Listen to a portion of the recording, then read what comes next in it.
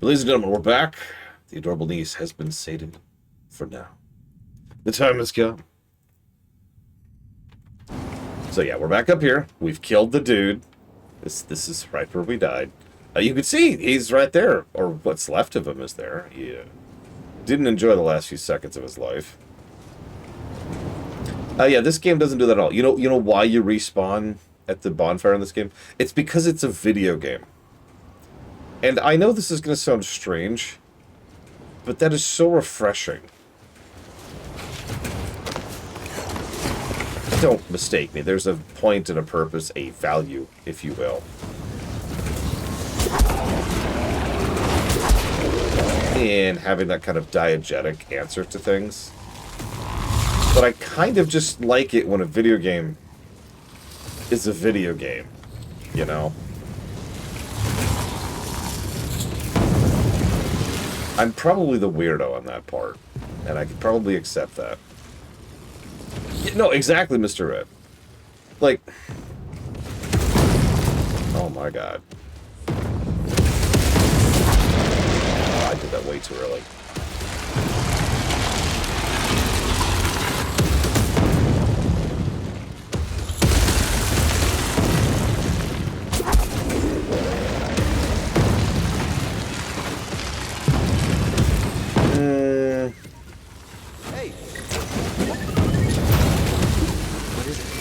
Depends on how well done it is, I would say, President Clam.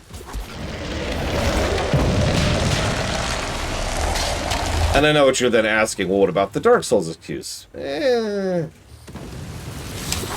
that's my answer to that is, Like, I wouldn't give it a negative. It is still ultimately a bit of a hand wave. And therefore not something I consider to be, like, super amazing. And I'm not sure where I'm going, so I gotta peek here a little bit.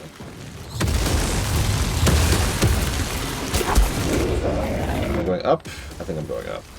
Okay, so let's do this. Way too slow, way too slow.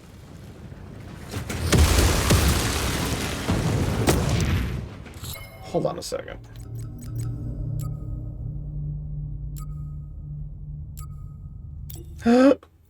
It's okay. I understand that I don't deserve your time and attention. I hope you enjoy the movie, Comics Go.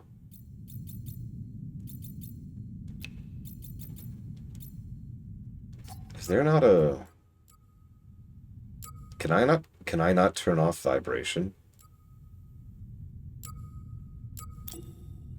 For real, can I not?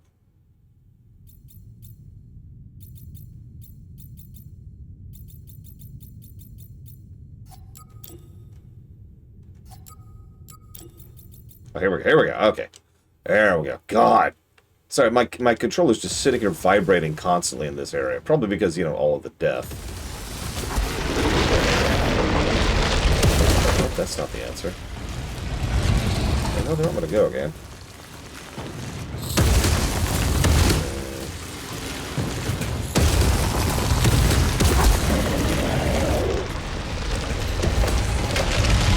Well, I'm dead. Oh my god, I can't believe I made that. I guess it wants me to go up there, but...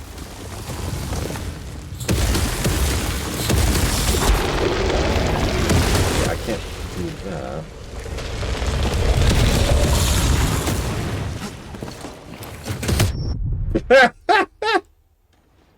That was essentially perfect. I think that's actually what it wants me to do. Alright. Nope, too early.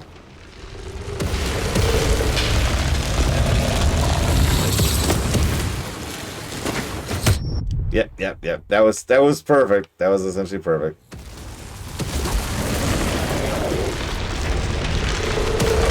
There we go. Cal, the Empire's pinpointed your location. You need to move fast. On it. Thanks. Nice shot.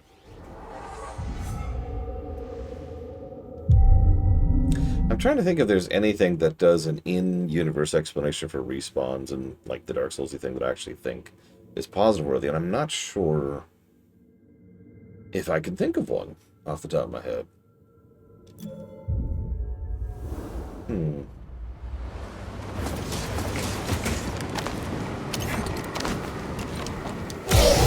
Just me now. Enemy contact. Don't let up. All ranged troopers down. Going in for the kill. That is not what's about to happen. I hate to break this to you. Priority target. Fire. Confirmed. He's hard to track. Keep under pressure. What? Watch him. Could be a trap. Get the coward. God damn it, that Getting back up. threw me! Oh my god, that threw me so hard. Maybe I could phrase this a different way. The fact that stormtroopers respawn when you rest at a save point doesn't strike me as negative, really. It's a Souls-like. Part of the gameplay mechanic of a Souls-like You aren't leaving here. is that you have to weigh the benefit of, you know, resting, recovering, restoring all your heals with the fact that all the enemies are going to come back. That's a part of the design. Bash him. I'm after him. Stormtrooper down. Blast him. Shoot him.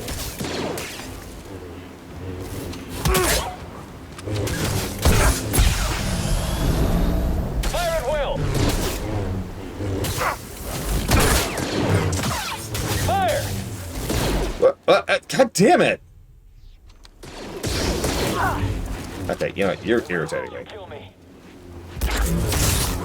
Time to end it. Sorry, what? A middling Jedi Knight would probably be more like a typical Devil May Cry game in this, Mr. Red. Those guys who can, like, parry and block and have a stance, yeah, they'd just be dead. Every single enemy that I just killed would be a one-shot. Hi, Walker.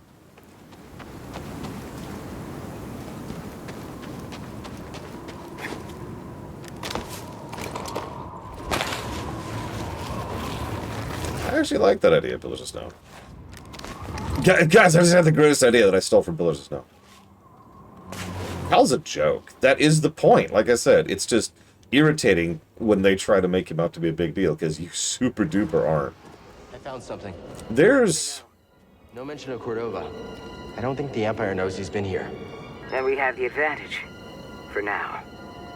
There's a point at the end of the game where you face someone that is clearly out of your league. Most players that I know who've played this game, when they face that enemy, no spoil, do not spoil, I will ban your ass. When they face that enemy, immediately attack. Like, yeah, I got this, I can't wait for this fight. I am the only person I know who turned around and ran instantly. Now, I'm not bringing that up to be like, oh, I'm so awesome. No, the reason I mentioned that is because it's indicative of what the game does to the player. If you play through this whole game, by the end of the game, the player thinks that they're a death machine. The player thinks that you got this, and so when the player encounters that boss, their reaction is, let's go! Especially since they just fought a very difficult boss fight. Great boss fight, too, like a triple positive boss fight. It's like, yeah! But I looked at that like, nope! Because there's no way. And as the recent mall show has shown, I was right. But anyways.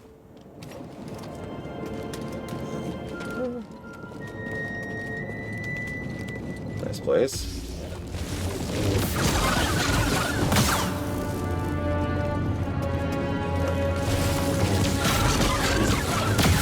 I have watched one scene. It is the only scene I need to watch. It's like 15 minutes of scene, so I think calling it a scene is stretching it a little bit. That's interesting. We're on the right track. At some point I might watch the rest of the show, because it looks like it's one of the legit ones. I think Cal, with proper time and training, could be somebody. Problem here is, this is set 14? Oh god, I'm losing my timeline. 14-ish time years before Yavin. there's an old trope. It's called doomed by canon. Now, if you remember, I actually mentioned in the previous playthrough of this the ways that they could turn Cal into someone relevant and, you know, have him be off camera for the majority of the actual original Civil War. Because there's plenty of other galaxy out there, right?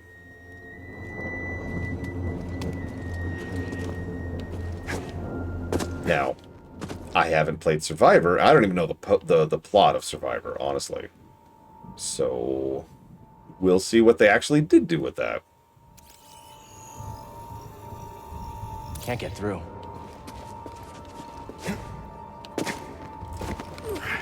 I look forward to finding out someday.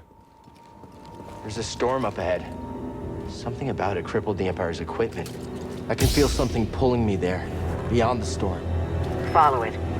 Let the Force sharpen your instincts. All right. Do I... I'll do my best. Okay. Do I have to follow the will of the Force? Do I have to follow the will of Vigilant? Yes, Vigilant, yes. I am in tune with your will. Teach me, Vigilant. Teach me the will of the Force. And we are now maxed on the talent tree. So this is something Mr. Red brought up earlier, and something I tend to be kind of paying attention to as we go through this. There we go. Because we're done. We have essentially max leveled, right? There are a couple of other things we could do to improve our power level, because there's... Well, I shouldn't even say that. I might have actually gotten everything at this point. We might literally be max level. But there might be a few other pickups, you know, health pickups or force pickups or whatever, and that's it. We are progression blocked. And if you ever watch me stream Chrono Cross, you know, I don't like it when a game doesn't let you grind. I know that sounds strange, but that's sort of what the point of leveling is. Like, fundamentally, if you really break down leveling as a concept, it's there. Yeah, FF13 did this as well. It is there so that you, the player, can go out-level content, or under-level content, as is your will, right? That's what leveling is. You can grind your way through everything, or you could try to be the level that the game wants you to be at a level, or you could try to be under-leveled. And there's a whole gradient there. And really well-designed RPGs, or Souls-likes, or whatever, anything that has levels, will let you pretty much pick your place on that gradient and go for it. So this is going towards...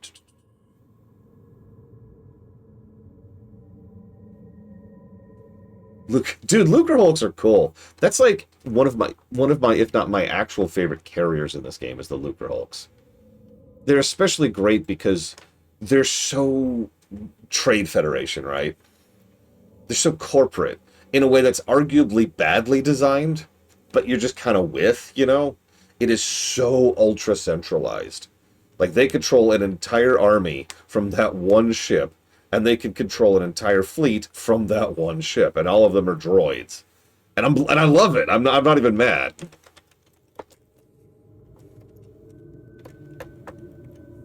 So I'll put that towards Fallout London. It is good to see you again, by the way, Vigil. I hope you're enjoying having internet again. Old World Blues. That's only two. That's only 2 games. What's the third game, Vigilant? How was Luke Skywalker able to challenge Vader and Empire? So, the answer to that is funny, because if you break it down, the answer is Chosen One. But I kind of like the way Star Wars did that. He didn't challenge him. He did something that hadn't been done to Vader in, like, over a decade. He hit him. Once. That's the brilliance of that duel. I could spend, and I do plan to spend, a lot of time dissecting that entire duel someday when I get to reviewing Empire Strikes Back. Luke hit Vader once on his shoulder. And I know what you're thinking. Like, that is... It's the drop of blood. All that for a drop of blood all over again. Because, on the one hand, oh, that's all you managed. But on the other hand, that's more than anyone else had managed in years upon years. Vader hadn't even been forced to try in forever. And all of a sudden, whoa, you'll notice, by the way, if you pay attention to the tempo of that fight, Vader gets hit on the shoulder and then starts pushing back way harder after that point. It's the first time he tries in the entire fight, because the entire line up to that, he's just playing with him. My personal favorite thing, forgive me my my duster lightsaber here. He waits for Luke to draw his lightsaber first. So he draws his lightsaber second. And he just kind of lazily, slowly pulls it out. Luke goes in for the... And so Vader counters it instantly. And then very lazily goes right back to the guard position. Very casual. Vader is completely playing with him for like 95% of the fight. Until Luke gets that shoulder in. And then Vader goes, bam, bam, bam, bam. Boosh! And there goes the hand. Right? Anyway, sorry. It's such a great fight. It's... Ugh. It is impressive how high quality of a fight that is, considering that came out in 80 whatever, or 70 whatever. But I digress. How did Luke manage that? The Force is interesting because it can be well written or poorly written, but at the end of the day, it has to do with how well connected you are to it, right? Now, unfortunately, genetics usually plays a part in that, and that's dumb. Let's just all get that out of the way. But every single person who can accomplish things way above their pay grade do so because either in general or in the moment, they're able to connect with the Force on a level that other people can't or don't. Luke is someone who can absolutely tap the Force. The whole point is that he doesn't, for the most part. The whole point is that he has to learn that. He has to learn through skill and effort and time how to do that on command, right? But while in Empire Strikes Back, if you'll notice, the reason he was doing nothing is he's like, oh, I'm gonna kill you. It's gonna be... He is completely out of tune with the Force when he starts that fight. It is only when he realizes just how broken down he is and just how far, just how much on the ring Luke is, that he manages to tap into the Force. And again, if I could show you it, if I could show you the scene, you'd see what I mean, because the visual acting is all right there. The visual storytelling is on display. Luke gets in the zone, for lack of a better way to put it. And then Vader pushes back, and that's the end of the fight. It's a great moment, and it helps to show how Luke has potential. Because, obviously, one ding on the shoulder just isn't enough, right? I actually think Luke was absolutely tapping the dark side of the moon, 100%. Now, I should also mention that it kind of depends on which dark side you're referring to, because Lord knows the writers can't make up their mind on that. But let me run you through a sequence of events, okay? By the way, I'm proud of all of you for not spoiling that scene, even though everyone knows that spoiler. Legitimately, you're awesome.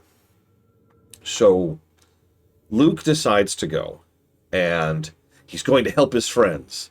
But really, really, what he's thinking about is Vader. And then he confronts Vader, and he is all anger. Like, Mark Hamill does such great facial acting. He doesn't say anything. He just...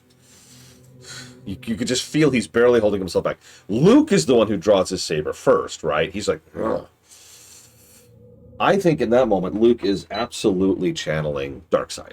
Yeah, exactly. He's in kill mode. And Luke doesn't really know how to use the dark side. Luke doesn't really know how to gel with the dark side. The dark side only really helps him to manage something once. I think Luke was in the dark side the entire fight, actually. Hang on. Here's my evidence. The first time I think he decided to trust in the Force is not when he falls. I think he was lost to despair when he fell. And I could go into more details why, and I won't. Let's not cover that. We're talking about the Force right now. So he falls. He gives up. Ends up on the bottom of Cloud City, right? And he's dangling there. He's barely holding on. He doesn't even have his, I think it was his left hand, whatever hand is missing. Maybe it's his right hand. I don't know. One of his hands missing. He's like, oh god, he's barely holding on. And he reaches out to Obi-Wan. Nothing happens. And then there's this moment. And then his tone changes. and his body language changes. It's very slight, and then he says, Leia, and reaches out to her. Now, remember, at this point in time, she was not his sister. That's important, because it helps to emphasize what's being intended with the storytelling of the scene. I think that's the moment he finally reconnected with the light side, where he finally was able to actually reach out to his friend, his ally, and possibly lover, in order to just be like, help! God, help! Because it's such a faith moment, right? It is such a blind leap of faith. He doesn't know where Leia is, or what's going on with her, or anything. It's just the first person he can think of, that he connects to. And that's Lightside, right? Or at least how Lightside was being portrayed in Empire Strikes Back, right? So he connects to the Lightside there. He connects with her!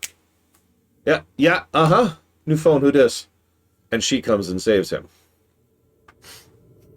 It is a great representation of both dark and light, because he probably could have won that fight if he'd had the training and the experience, the Force, and decided to go full in dark or full in light. But none of those things were true. He stumbled and bumbled and fell. And the most important lesson, and a lot of people don't forget this, is that he lost that fight. So many people forget that Luke Skywalker lost hard.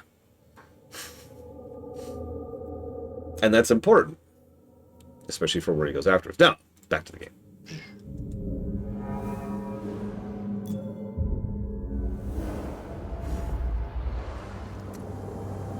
Where the hell am I? Okay, so I could kill things? Do I want to kill things? I love killing. Yeah. I'm just kidding. I would never. Let's go kill stuff. Let's go kill stuff.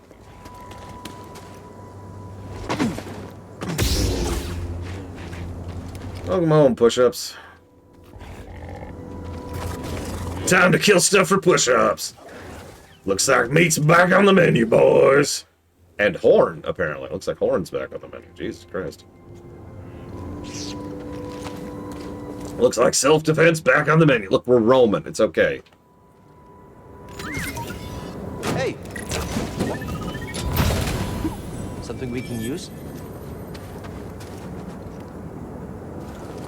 I mean, no, you're right, Mr. Ed. And it's actually one of the things I love about that fight. I do agree that there's actually better fights. For example, the big fight in Return of the Jedi is better. Huh. Another one of these. Wonder if they connect. I've actually been asked many times what my favorite fights are in the franchise, because there's so many good ones. Maul and Ahsoka is one of them. The Maul versus Obi-Wan in Rebels is one of them. No details, just if you know, you know. Obviously, Luke and Vader and Palpatine in Return of the Jedi.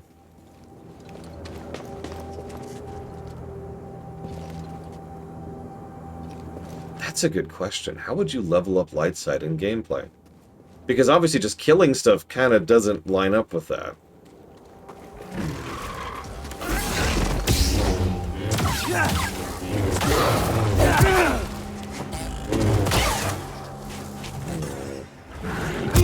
Ah!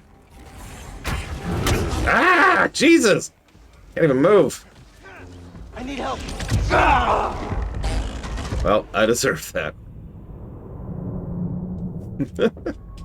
That's what I get for going down the dark side of the killing.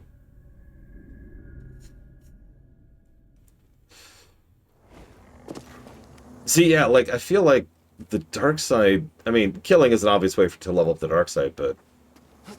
maybe there's, like, an easier method? Maybe just killing is the easier method? At that point, that's just Undertale, but at the same time, I don't think it's a bad thing. Can I move, game? Please, let me move? Jesus, let me move! These freaking goats!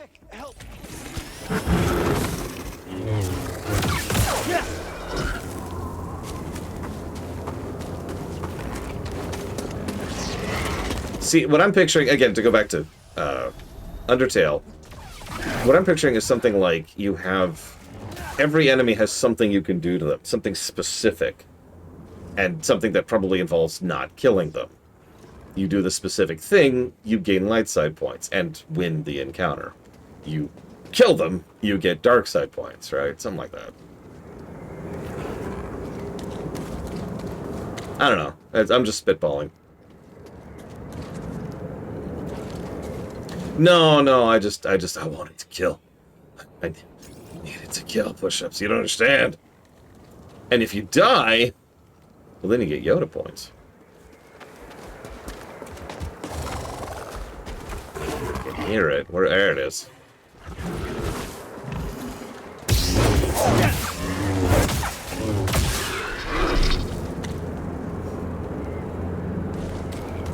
don't think I can make that jump. I mean, Cal... As always, I always struggle with the question of light side v dark side because it is so dependent on your interpretation of which is which. These things are pretty cute. Having said that, I actually like Dakota's answer. Shocking, I know. I think that Cal is null when it comes to dark side or light side. Because something I've always liked the idea of, but something I'll be using in the rewrite, is that there is such a thing as just force. Right? Like, you're not... You haven't drifted to the light, you haven't given in to the dark, you're just there. You are using the force.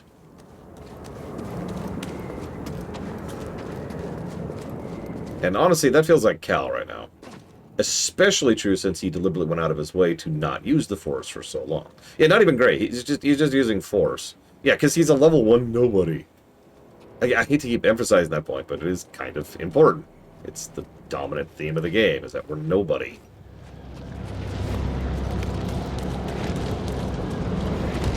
Never seen a storm do that before. It's natural.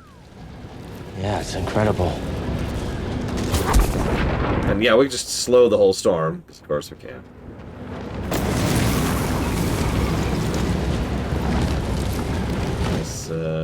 This place.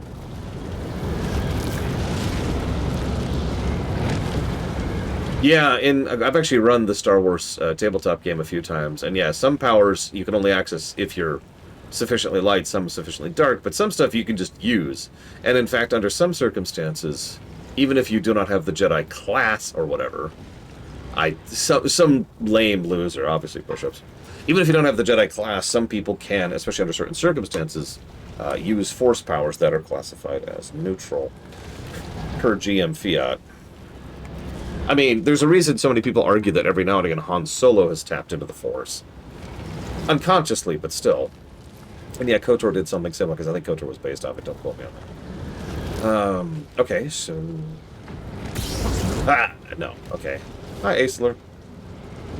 Why can I... There we go. My friend, I believe this to be the earliest Cepho site we've uncovered yet, despite my reservations. I cannot chase the Bogano vault from my mind. Its vision shaped the direction of an entire culture. I must understand why. Yeah, exactly. Han Solo does have preternatural luck in some cases, and it just kind of makes sense to me that in a setting where the Force is enmeshed in everything... Don't tell me about this, Alamiri. That, you know, that even as someone who isn't a Force user would still be able to tap into the Force. I'm in the tomb. It's massive. And the Empire? No sign of them down here. What about Cordova? Still not sure what I'm supposed to find. He's a little... Eccentric? Tell me about it. But he wouldn't send us here for his amusement. Keep an open mind. Gee, I wonder how I'm going to deal with this. Of course, I still don't have Force Push.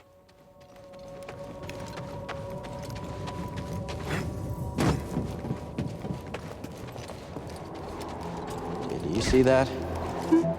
Ugh. Yeah, I don't want to deal with that. So let's kill it! Die, monster. Where are the... Well, like, this is a weird parallel, but bear with me for a second. There was a specific short story in the Animatrix where a gentleman was essentially able to tap into the Matrix and figure out that he was in the Matrix just by being in such incredibly refined control of his body. He was an athlete that he synced up, for lack of a better way to put that, right?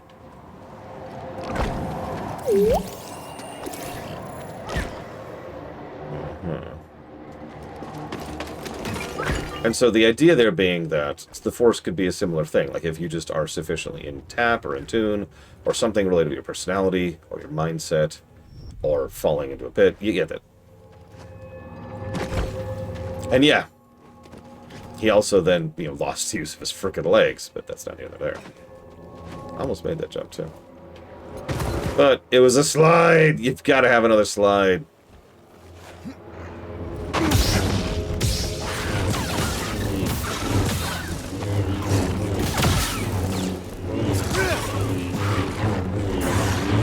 I mean, kind of not jokingly, yeah, Colgrim. Jesus, I just sliced that directly in half. Help me, BD1. Really? Really?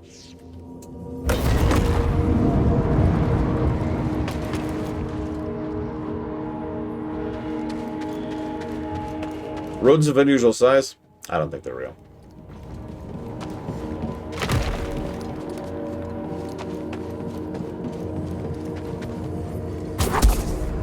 Slow it.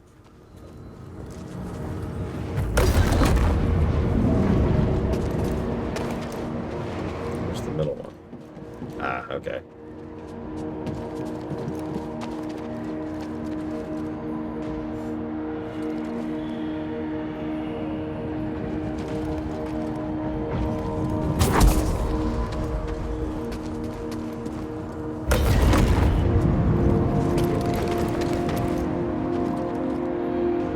Oh, that's a good question, Traxy. I don't know.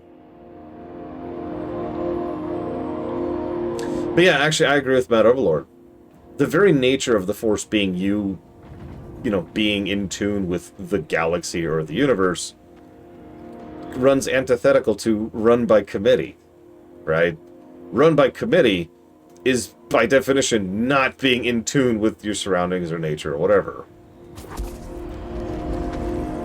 No wonder the Jedi Council failed.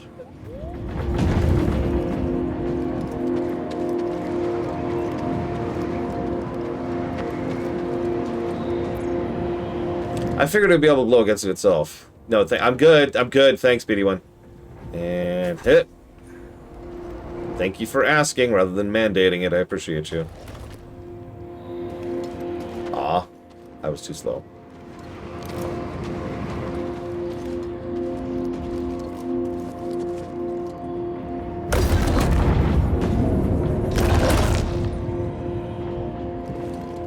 Did that not?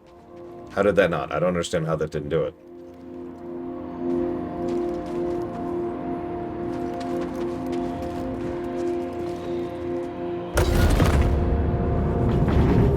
Like that. That should do it. I don't know why that didn't do it. Yeah, maybe it's just too much momentum. Well, hang on. So let's prep the slew. Yeah, let's grab this. I've been meaning to grab this anyways.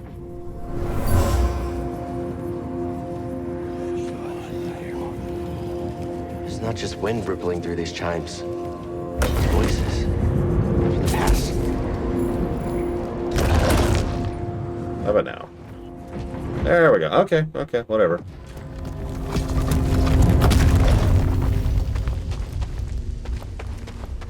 We cool. Everything cool. Thank you for not just telling me the answer. Again, I do actually appreciate that. It's sad that I have to call out that that's a thing that you do that's unusual, but here we are.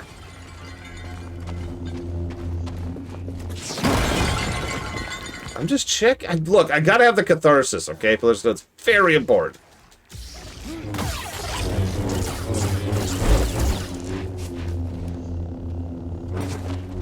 Besides, I'm almost positive I need the the upgrade to get out of here.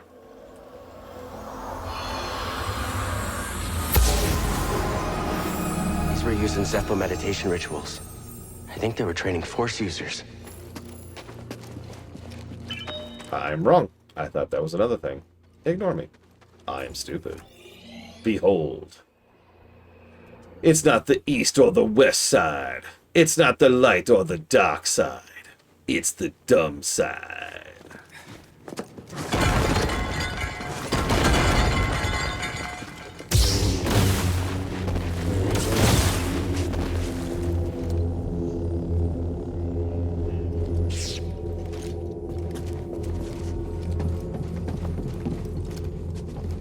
Hey, Sean. I'm almost positive I missed something down here when I played this last time, and I was 100%ing last time. Yeah, that was a thing. Favorite Mel Brooks movie after Spaceballs? Because the answer is Spaceballs. Of course the answer is Spaceballs. Oops. Come on. Come on.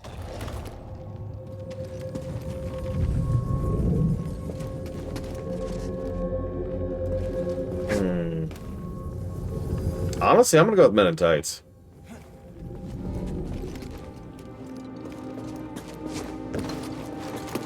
I like Blazing Saddles, but come on, Men in Tights. Spaceballs is the correct answer, let's be honest.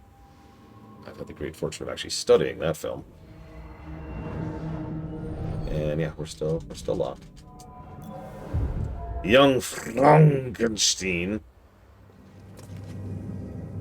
Gotta say it right.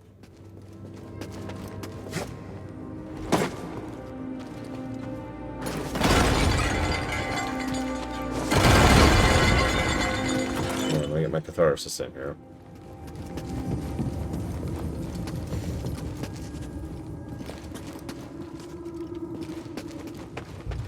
Hang on, wait. Oh, yeah. God, that's the stuff. Oh. Okay. Sorry, playing Dragon Age 4 for a second.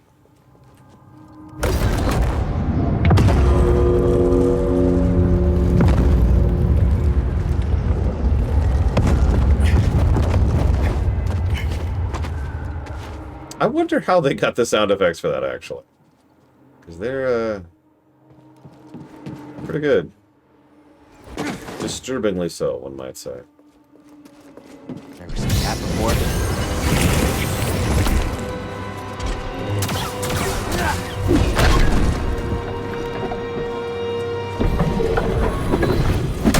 God, I forgot how slow these things are. Stim, here! Hi, Evo.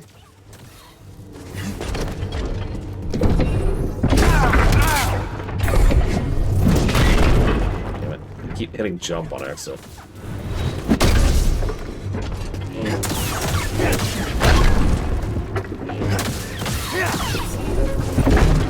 Let's just not even try to parry it. Let's just go. Let's just play it safe.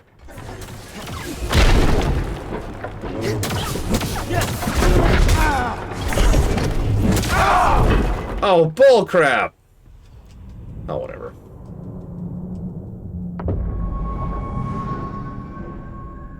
Oh, the bullcrap. Listen, nobody ever learned anything from a pot. Yeah, you notice it can do a big ol' punch, which hurts. A 1-2 punch or a 1-2-3 punch. It's also got the stomp. It can do a stomp 1-2. And it's threads.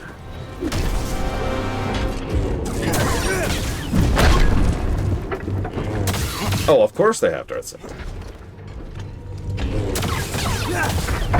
It probably helps that nowadays I'm thinking it more as a writer, because I had to design the force for, the rewrite. Doing your AoEs.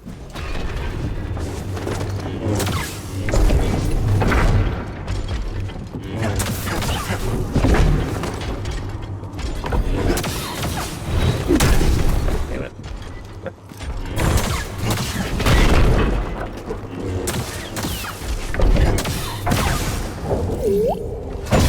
Jackass.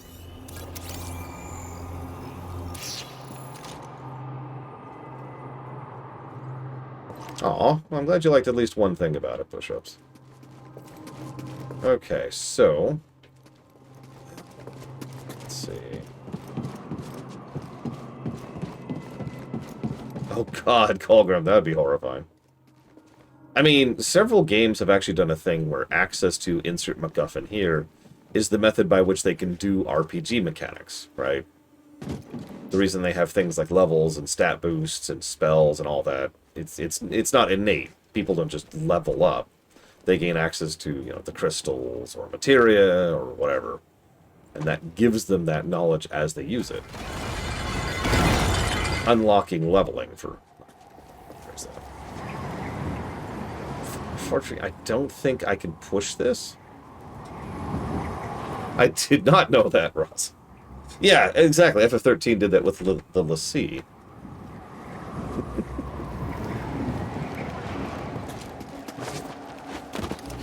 Tell me you at least liked the dialogue. That'll make me happy, push-ups. Don't lie to me, but, like, if there's one thing I'm proud of my writing, it's my dialogue. I think I can't complete this puzzle right now. I think I need to come back with push. Let's poke around a little bit. Because I want to get it down there, and then I want to get it through there. Thank you, Eggo. Hang on. Oh, yeah! Oh! Sorry. Okay, so that's a one-way. I don't want to go down that just yet. Yeah, I don't think I could do this part just now. Is there anything up here? No. Let's test something. Let's test something really basic. Let's turn off the wind, see what happens. Aw, see you around, Aeslar. Hope to see you in the VODs. And or in person.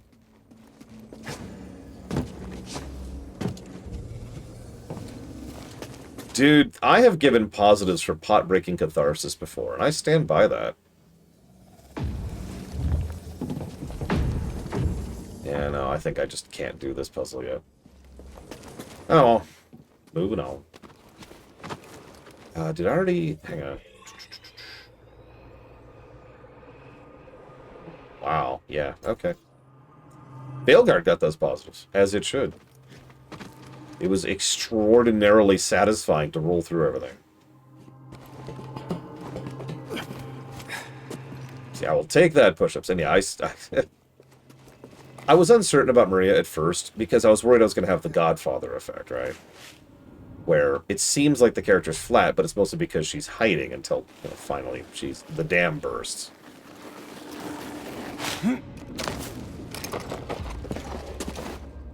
Oh, come on! And then Cal died. Doing a jumping puzzle.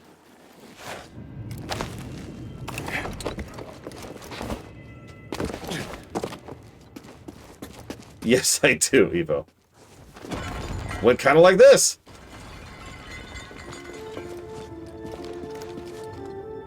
Vader, especially Vader at his height, would absolutely destroy Maul.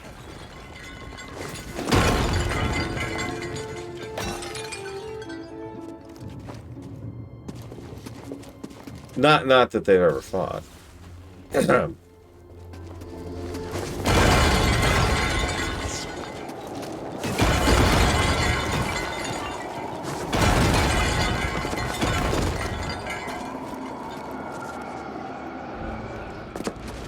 Yeah. Where is it? I can hear it. Nothing. There it is. Okay, so when I'm being cheeky, Zactaft, for future reference, that means don't just give it away. Just for future reference. Social tip. Can I even make this jump with the wind? Yeah, no. Yeah. Okay.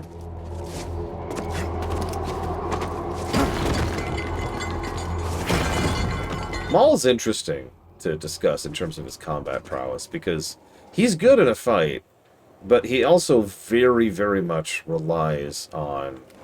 I just had that thought too, Colgrim. Oh, looks like I have to tie it up a bit. He very much relies on his speed and mobility to essentially outflank. He can't deal with a wall. What is Vader's overall combat style? Those of you not aware, it's literally called Juggernaut in some games. You little snot. You little snot! Toss it here.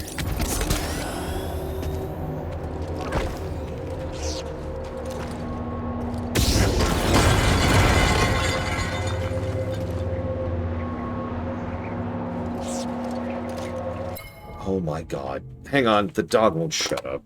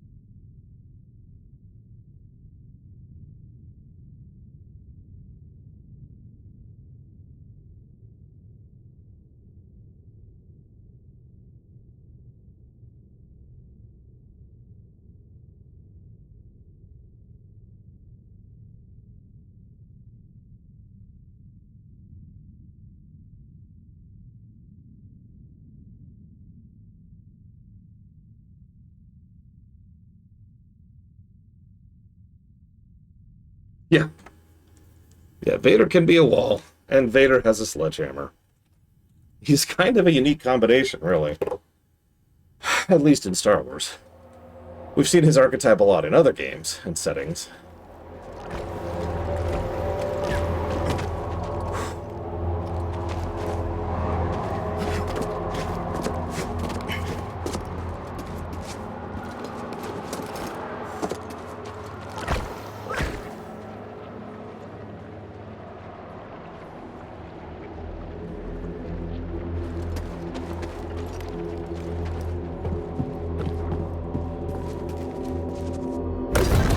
Ugh. Guess a lightsaber can't solve everything.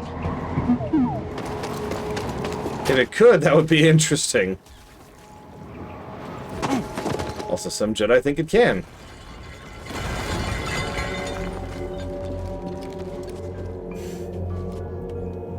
That's a tough one, Ross.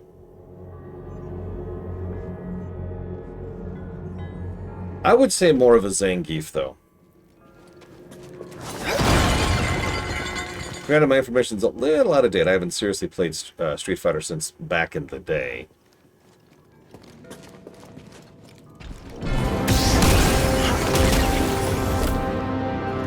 Yeah, exactly. Vader can put you in a hold and stick you there. So this is interesting escalation, by the way. The first one of these, completely optional. I fought it because I wanted to. Second one, the moment you attack him, he beams all the stuff near him, which not only tutorializes that those will do damage to enemies as well, but also means you fight him at, like, partial health. So we haven't had to fight one of these things for real yet. This is a trick I'm familiar with because we just saw this several times. In Homeworld Cataclysm, you actually fight two separate heavy cruisers, you know, that are damaged or injured or otherwise, you know, you have help before you ever fight one for real. It's a nice way to give you a sneak peek of what you're going to be up against there.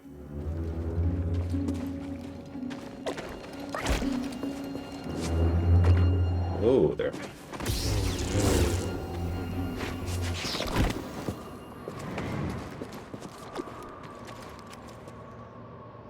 It's weird, too, because, like, I look at the other games that studio's made. Bully.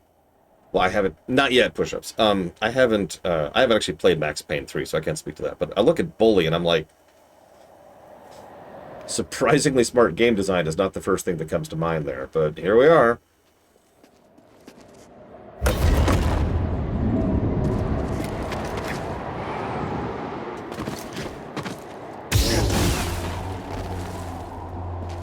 Yeah, Cal hasn't figured out how to throw things. In his defense, throwing a lightsaber... I mean, think about it. So, Bully was published by Rockstar, and in turn by 2K Games. But actually, no, the developers of Homeworld Cataclysm made Bully.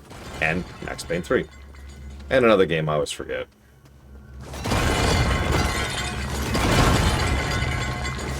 Oh, that's the stuff. Oh, oh God.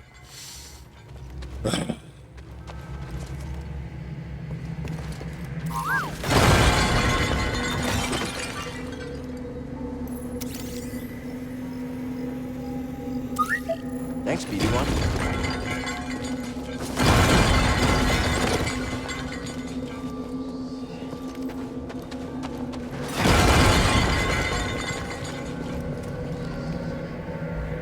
Yeah, me too, Ross.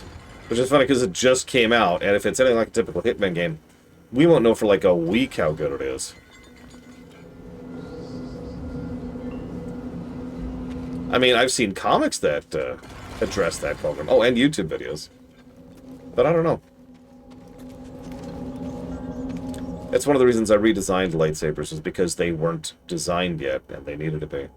So consequently, in the rewrite, the answer to that is no. Pretty much the moment the lightsaber leaves your immediate vicinity, leaves its connection to you and your force, then no. You actually, it'll just turn off, because... so in the rewrite, the way we designed it was the lightsaber itself is just a focus for your force. So only someone who has access to and is channeling the force can actually use a lightsaber at all. If random example, Bob from accounting picked up a lightsaber and hit the button, nothing's going to happen, right? This also means that lightsabers can be varied in the Star Wars rewrite, because the size of the blade, the length of the blade, the energy it shows, whether it's like static or thin or whatever, it's all variable because it's all dependent on your force, your specific connection to the force, and your specific, for lack of a better way to put it, frequency, right? So we can play with that. We can do some visual storytelling and have some cool weapons, and yeah, you get it. And yeah, actually, hypothetically, Dream Whisperer. And we can have, like, you know, other types of weapons other than a sword.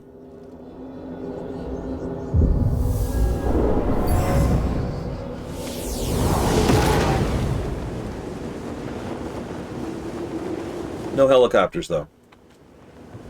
That's a line for me. Yeah, I was actually thinking spear very specifically, because I think spear would be a great pick for that kind of thing. Or a light pike. Come on. A light trident. I think that could work. Focus.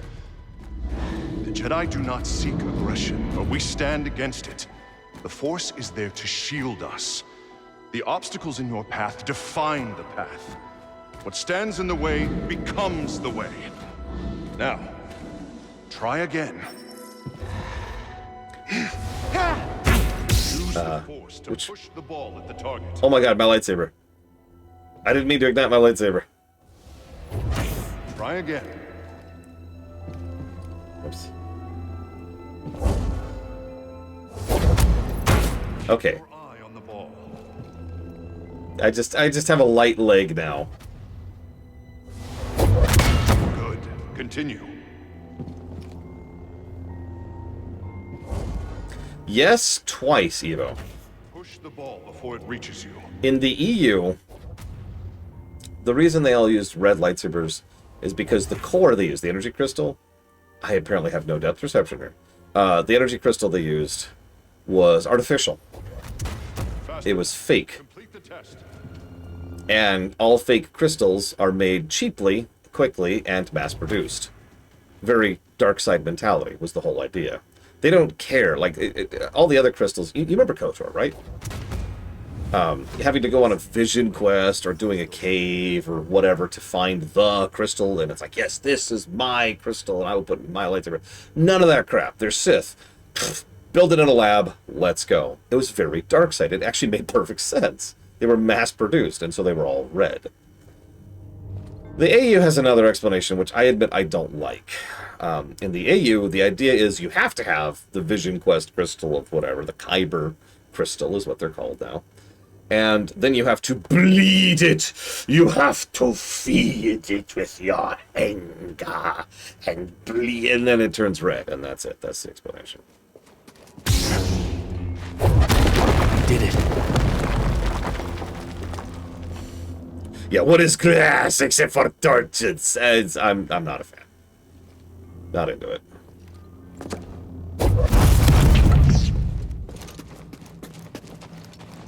Is this a shortcut or a secret?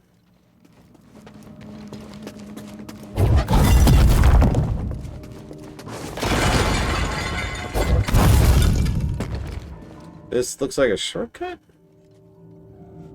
Oh, hang on. What's this?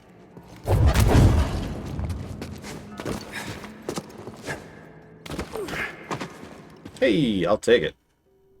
This might be an actual upgrade. This Guardian was destroyed long ago. Nope, just some experience. Whatever. Did you find something, BD1? You must force the crystal to I'm sorry, I'm making fun. It's an explanation. It's whatever. I don't like it. I'm not using it in the rewrite. End statement.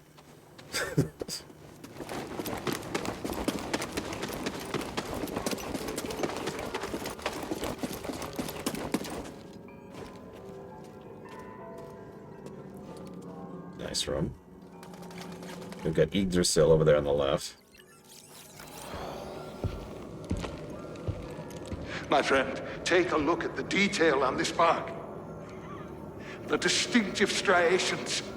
It can only be a Rosia tree from Kashyyyk.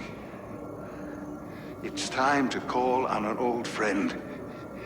If the Zepho had contact with Kashyyyk, there is a good chance Chieftain Tarful will know about it.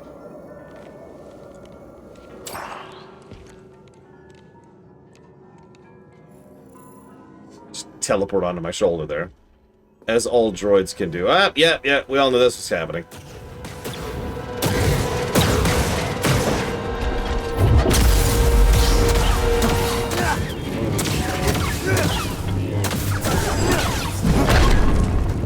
And now we're given an ability to just straight up... So this is our first real fight with one. Mandatory, full health, but we have an ability which they are weak to. And we start to see some of that enemy variety.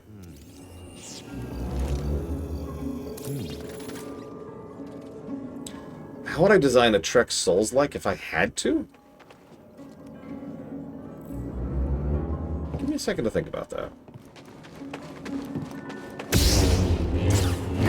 Die, ancient urns and history. Sorry.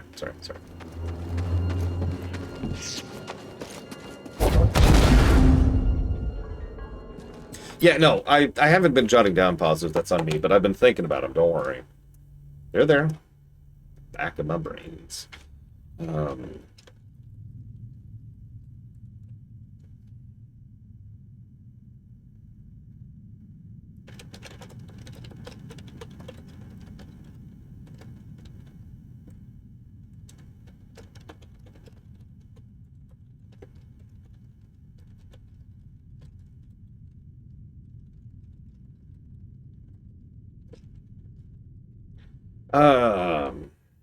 Klingon Souls-like.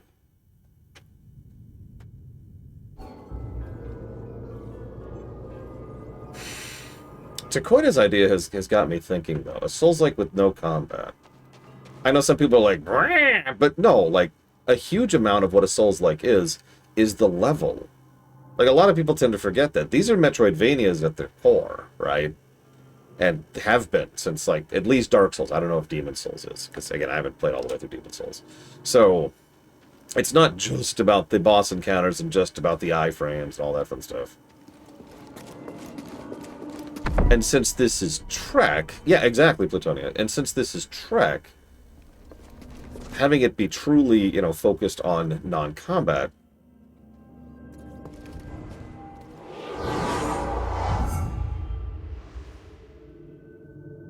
Oh, hey! The tree has expanded. Woo-hoo. What do we got here?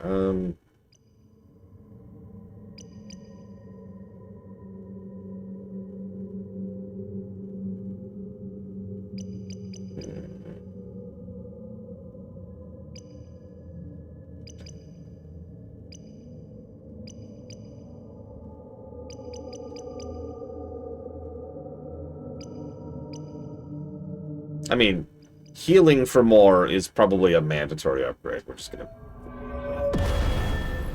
Exactly, Blade Jamal. And it's a Trek game. Think about it. Also, okay, hold on. Pause. So you play as a ship, but it still has parry-based combat. Just picture it in your head right now. You're just zipping around as a Galaxy class. Oh god, here comes the enemy. And you like hit it with the rear end, and the other ship's like, ugh. And then I think it can work.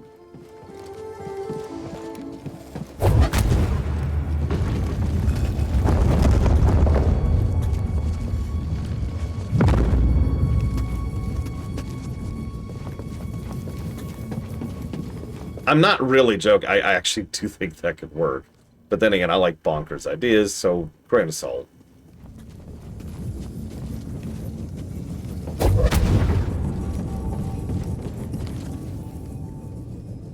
we're going to let that roll, because that should get some momentum in a second, maybe? Maybe not. Yeah, see the game with the train jumps that I am actually really looking forward to trying out.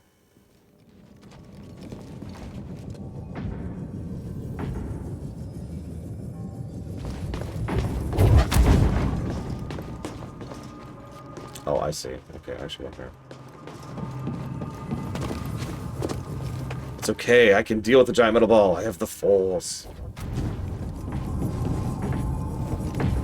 I actually have played Cluster Truck, although sadly not on camera. Okay, I'm not gonna be able to manage that by myself. Alright, let's scooch this over here. This way.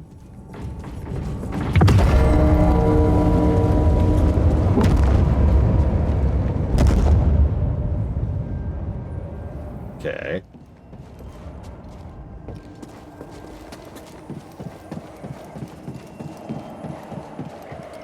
There's the window I was waiting for. Okay, I was wondering why I wasn't there.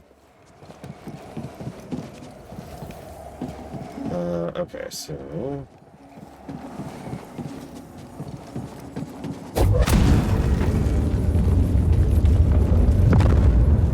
Okay.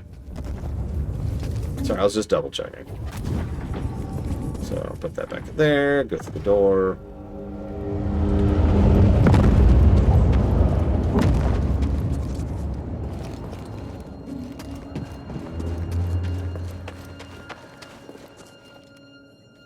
This looks safe. That looks physicsy. Okay, okay. Hear me out, Ross. This is a top of my head idea, so when it's incredibly terrible, please don't hate me too much. You play as a Jem'Hadar. Post DS9. The Dominion has, for various peace-related reasons, agreed to back off a bit on the whole slave race thing. And as a result, the Jem'Hadar are kind of trying to find their place in reality. But, you know, testing themselves, doing better, trying, you know, these pushing themselves is still an aspect of their culture and society. So they've come up with this thing that they do. And so there is this gigantic arena.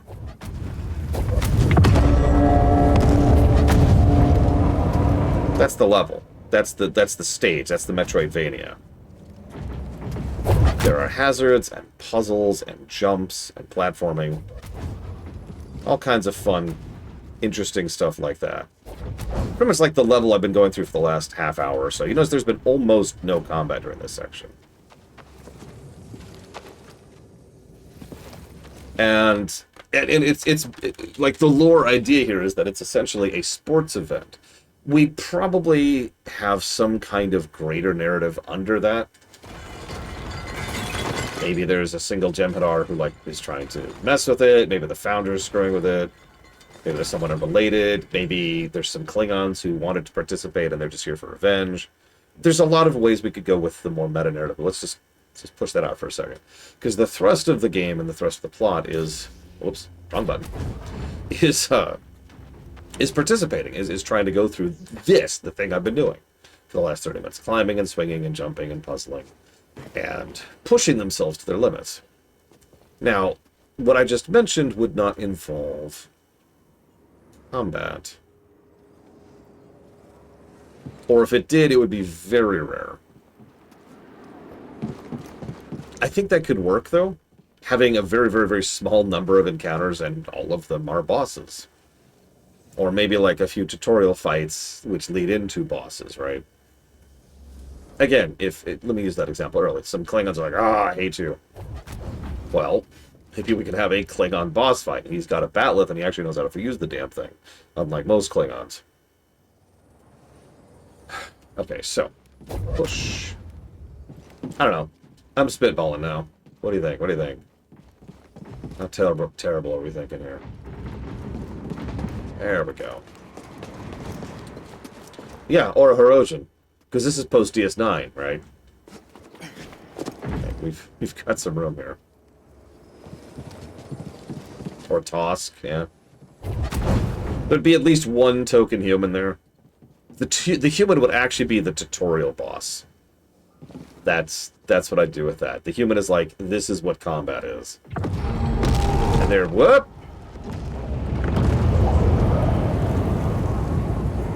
Designed to be pretty easy. BD, I don't need a hint. I'm good. Like, what a weird time for that to show up. Do you need a hint? No. I've got this, dude. Come on.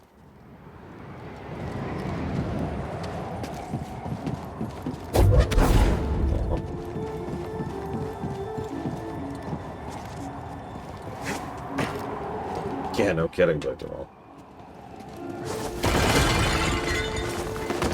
It is probably a straight timer. It's just the timing was funny there, right? I had just successfully unlocked something. It's like, hey, would you like a hint?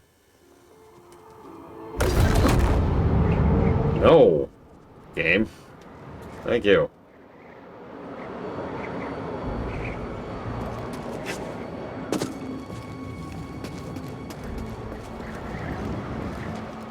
I mean, we talked about this just yesterday, I think. Or no, I didn't stream yesterday, sorry. Yesterday was the DMV from hell.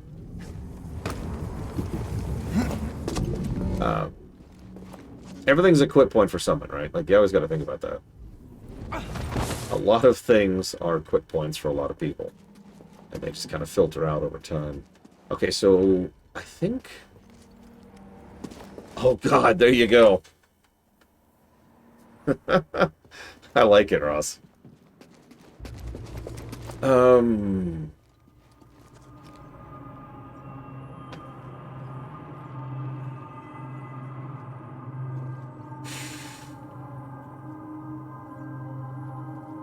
I feel like I need a third ball. I need more balls. God, where'd all my balls go? I mean, yeah, no, can we please, for the love of God, get some more variety of Trek games? Like, it is legitimately frustrating.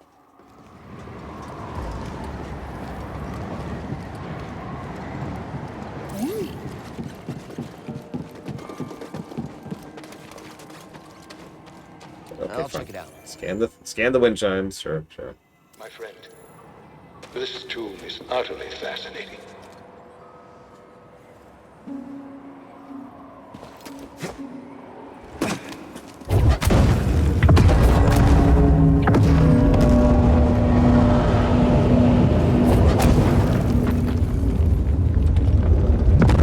See, I'm not on a pull yet.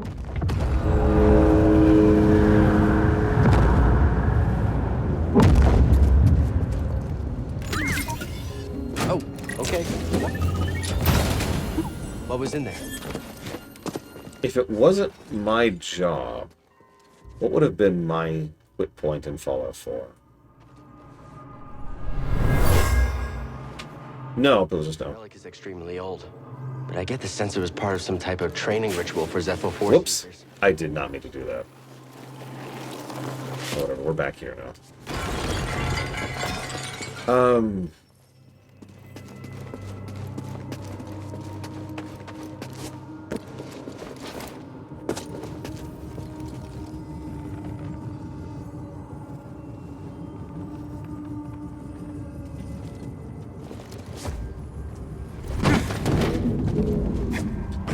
So, I, like so many other people, was caught by the Preston Garvey thing. For those of you who are not there for that, for my Fallout 4 run. I didn't realize the Preston Garvey quests were repeatables. Which is exactly as frustrating as that sounds. I don't remember how many we did on camera. It was more than 0. More than 2, I want to say. Like, we did several of those before I was like, these look like they're starting to repeat. So, steamed, roasted, pan-seared, or raw. Of the many vegetables I prefer raw, broccoli is not one of them. Wow, it just, okay, this is interesting, because it's just going to go over there now. And then, yeah. Okay, well, while that's doing its loop.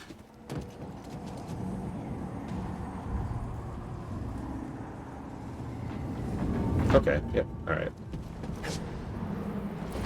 Yeah, I was going to say, steamed broccoli is just so good. But I've also had roasted broccoli, and of course grilled.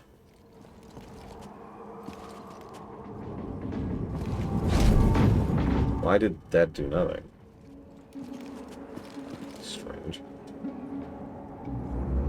Oh, hang on, let's wait a second. That did nothing again. What the crap? Okay. My timing's just terrible.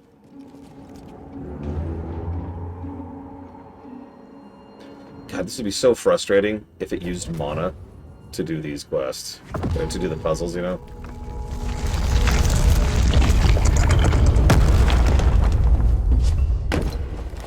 That's an interesting question. I wonder when this game came out relative to Breath of the Wild. Hey, Deja Vu. Okay.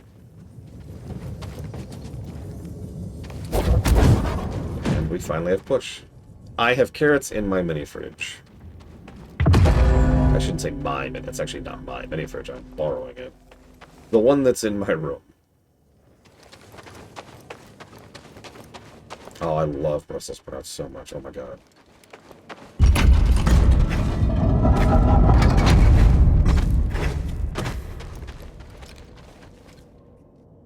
Okay, well, back up, I suppose.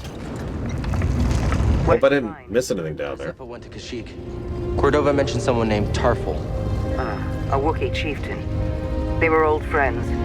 Think he's still around? There's only one way to find out. We have to go to Kashyyyk. I mean, Wookiees are long-lived, so... Brussels sprouts, barely even human.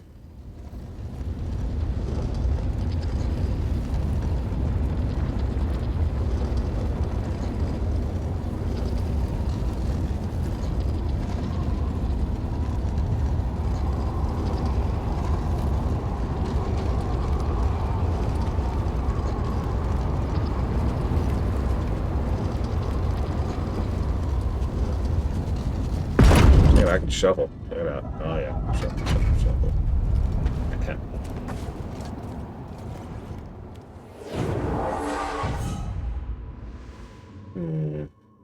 See you around, Walker. I'll go to the rest. I'm gonna respawn anyways.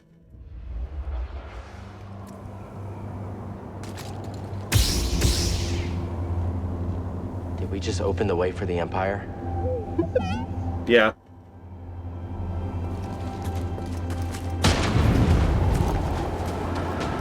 Who's over there?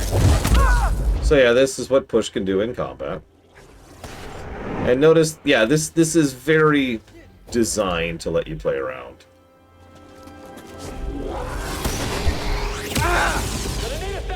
Oops, hang on, I actually ran out of mana there. Hang on. I gotta do at least one of these.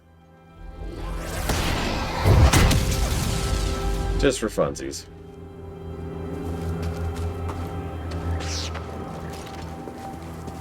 They don't even all aggro at once. This is just a playground. This is a... Here. Get used to your new ability in combat. I see an intruder up there! Attacking the enemy! Don't trip!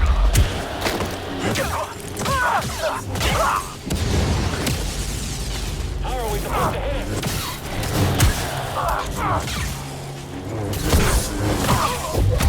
Not invincible! Get him! Oh crap, that didn't work.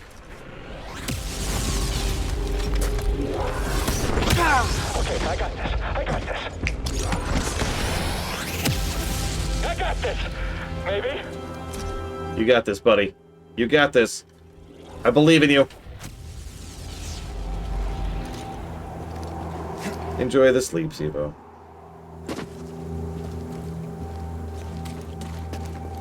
I love the Stormtrooper banter, by the way. Someone asked earlier if I prefer Stormtroopers being total badasses or total jokes. So this is actually funny to me. I'm incredibly angry. Congrats on getting all the work done, though. This is stupid, but I have always liked the idea that Stormtroopers are actually elite. That they are the top end of the enemy forces. The kind of things you don't see very often. The kind of things that when they're deployed, it's like, oh, shoot. And they so rarely are. It is so incredibly rare that Stormtroopers are used like that. And there's reasons for that. They can be badass jokes. These are not mutually exclusive. But let me tell you, in our wars, the Stormtroopers will be the big boys. Because I like that idea. Hey. Yeah, no, exactly, Sean. So what was in there? And over in, to repeat the Thrawn trilogy for just a second, there's actually a mention early on about how, are you sure you want to deploy Stormtroopers? Because they're such a rare resource at that point in the story. And it's like, ooh. Yeah, exactly. Now, Imperial Army, there's your joke. Because you always want your joke. You always want your low-level mooks, right? They don't have to be a joke. They don't have to be battle droids. But you always want your low-level mooks. But we have that. We have Imperial regulars. And they have always been kind of a joke, you know? So we don't need Stormtroopers to also be a joke. And of course, the basic battle droids. We've even followed this progression if you're paying attention. Whoops, I didn't get that. Yeah, exactly, kitten fan. But if you remember, the battle droids were jokeified, and they're like, well, shoot, now we need something better than that. So they brought in the super battle droids, but then they kind of started to joke the super battle droids. So then they brought in, like, the Ultra Magna Guard, whatever they're called, droids. And that's your no-really stuff. And so forth and so on.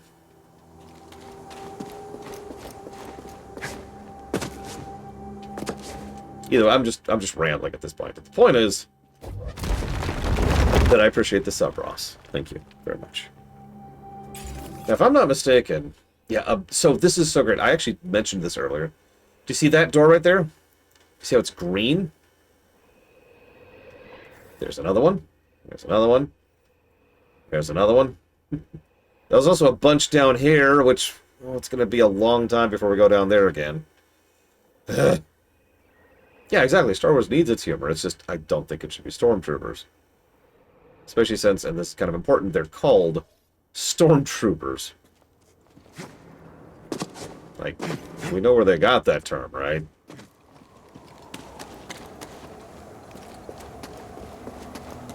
Hey, Adam Ciuta. But yeah, no, I love that it now colors them. Hey, you have the ability to go through these things. This is now green on your map. It's a great way to give you an idea of where you could go next. Oh, hello. This is our first droid, speaking of.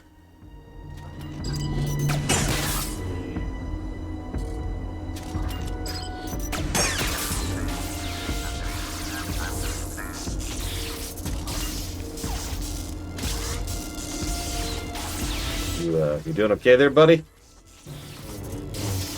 You're just.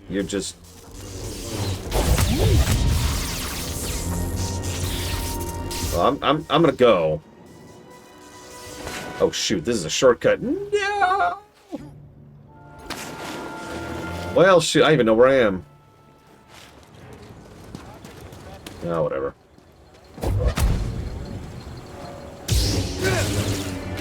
Shortcut get. You know, that's an interesting point, Sean. I think you're right. Damn it, and there's a door I didn't go through back up there. Let me write down Ross's donation real quick.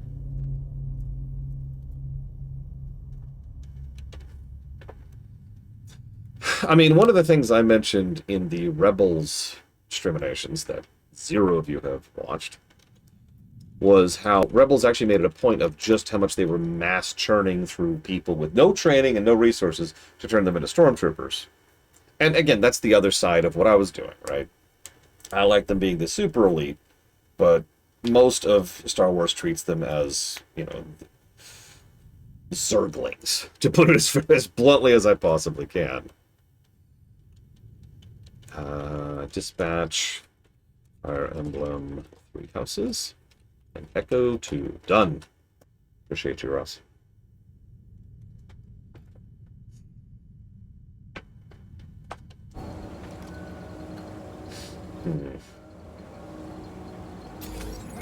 Sorry, let me think about this for a sec, because I kind of want to... They're no match against droidicas. Oh, for God's sakes. I don't have time for you.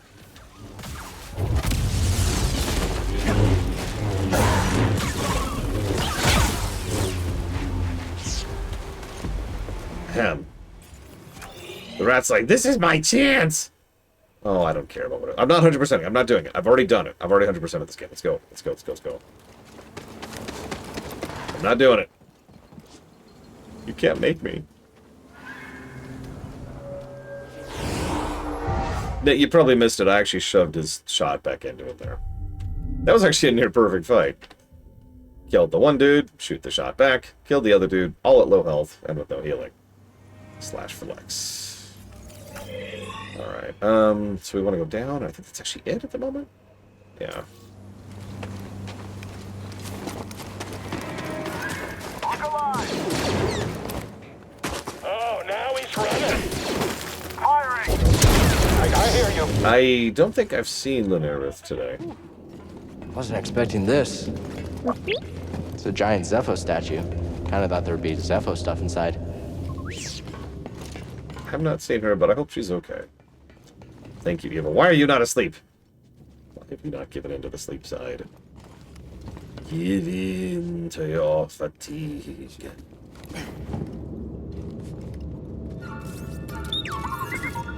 Scomplink?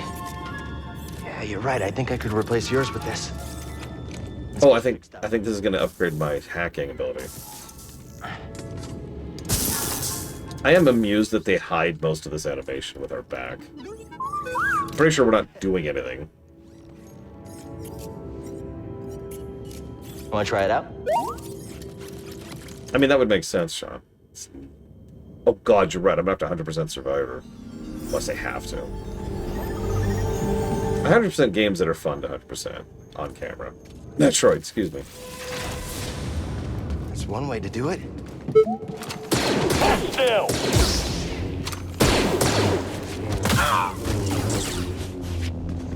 Oh, hang on. There's a bunny drawing. Pull up the Discord.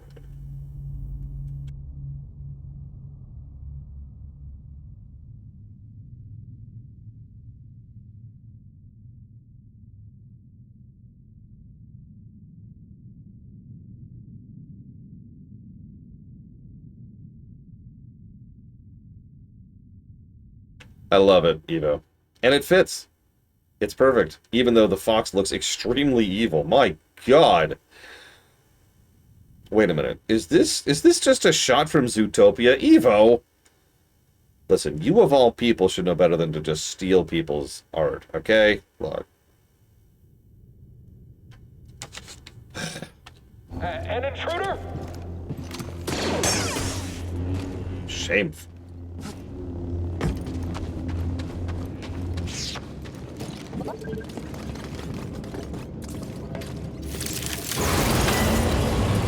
That helps.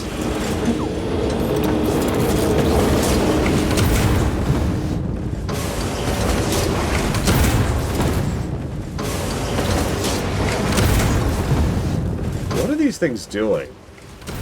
I know we find out at some point.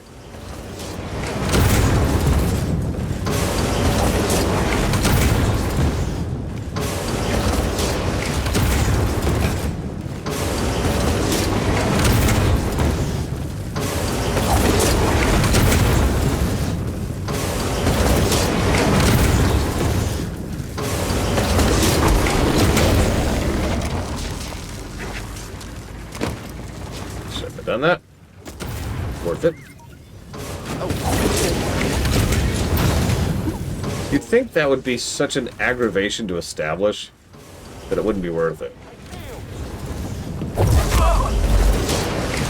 You know? Did the guy live? No. He's not alive. Oh my god, he is alive. Where is he?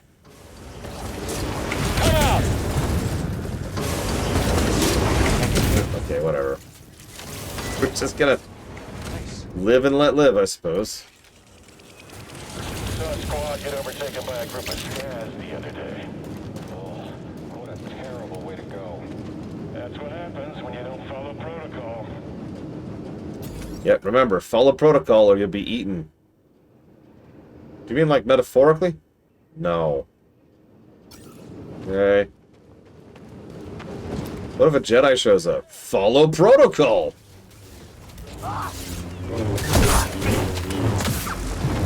Shooting at the target!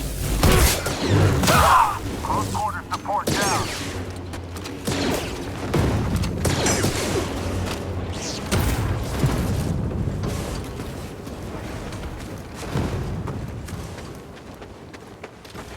This door's not budging. Wait, what? I get to respawn? Yeah. How do you think the Empire maintains its numbers? God. Wait. Do I have to remember the death? Yeah. Do I have to remember the death? Yeah. Okay. Does it at least come with health benefits? No. Okay. Can I talk to someone about my trauma? Yeah, you can talk to your fellow troops who have also just died horribly. Oh.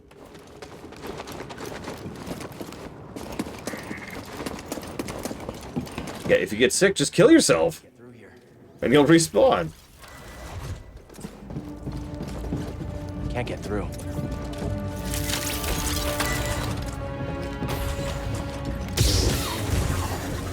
I'm so sorry. I had to. I had to. I feel so bad. You, identify yourself. Okay. Break's over. Watch yourselves. Just you and me.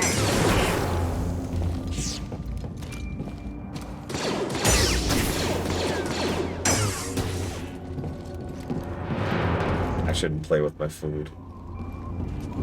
Look, Bragwin. I couldn't help myself. He was just there. So innocent. So naive. He was so full of life and potential.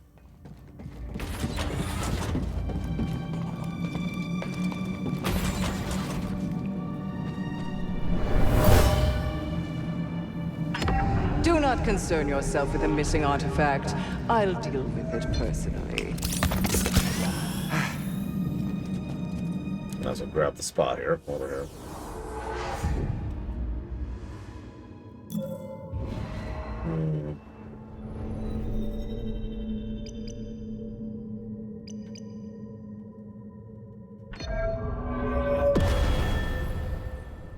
Could be Taquata.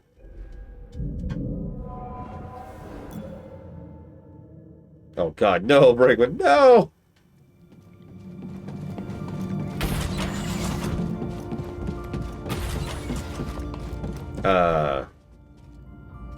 Nothing beats the voices of hundreds of oh my god.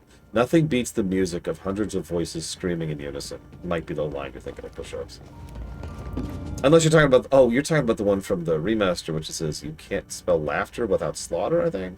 Oh god, I don't remember. I don't actually know the script of the remaster as well. Go figure.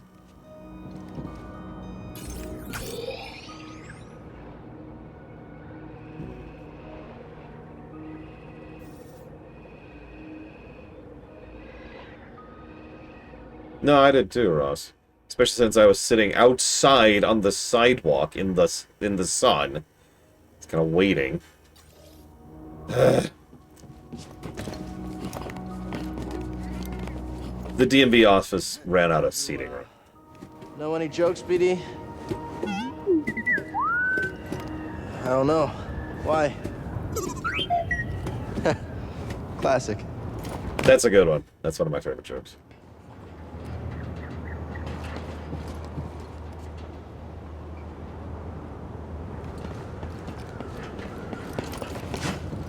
I remember the line, "What fun is destruction if no precious lives are lost?" It's a great quote. I even pulled up the scene to listen to John Delancey's portrayal. If you'll forgive me, because I think I could get away with a few seconds of audio here. We were discussing favorite moments in TNG, and we were going through season by season.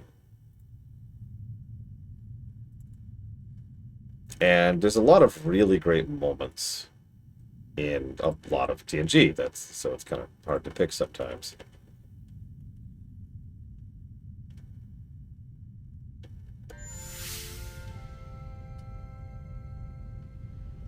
That was a difficult admission. Another man would have been humiliated to say those words.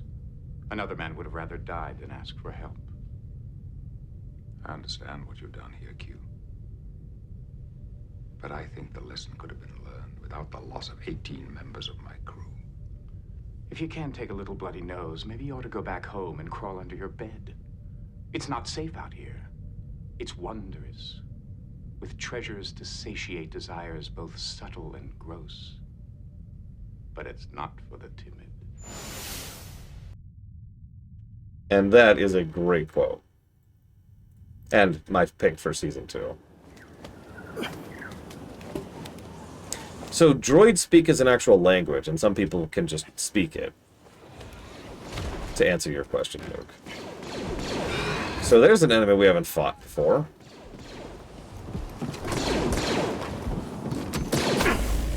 What did I ever do to you? Jesus, dude. Rude much.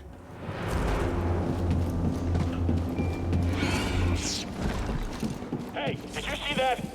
Let's keep up. Open fire. Here we go.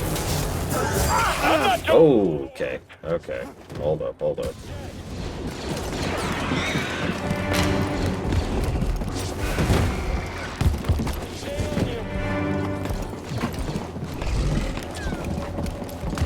I'll get you. Nobody did that I'm aware of push-ups. I actually had a pick for season 1. It was difficult, but I did have one.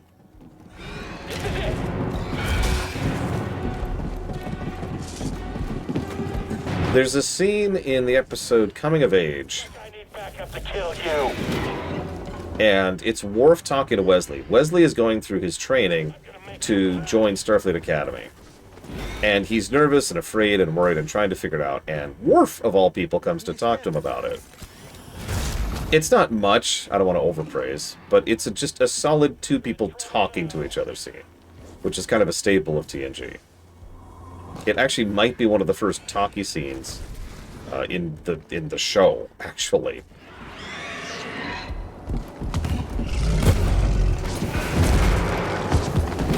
Okay, so now you got reach and now you got range.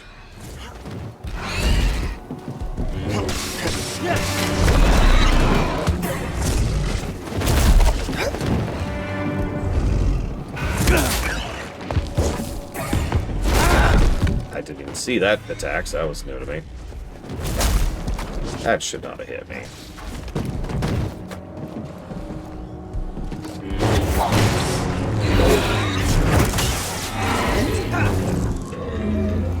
Well, that would be season 5, I do believe, Zach Taft. It is, Ross. And, like, it's funny, because it's a solid scene, it just has nothing to do with the episode, or indeed the setting. It is very much a hang on. Let me go ahead and get up on my soapbox. Because if you I've recently, if you remember, because of the lore run, I've recently gone through TNG.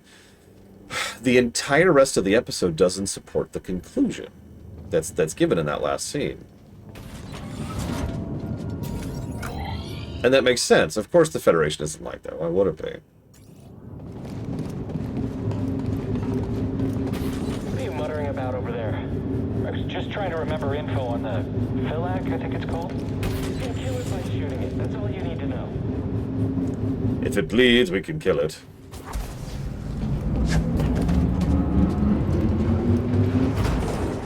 Yeah, like, they treat it like Sati was this monstrous, evil person who was seeking power at all costs by manipulating those around her and blah, blah, blah. And it's like, that's literally not what that was. So that looks like a pole.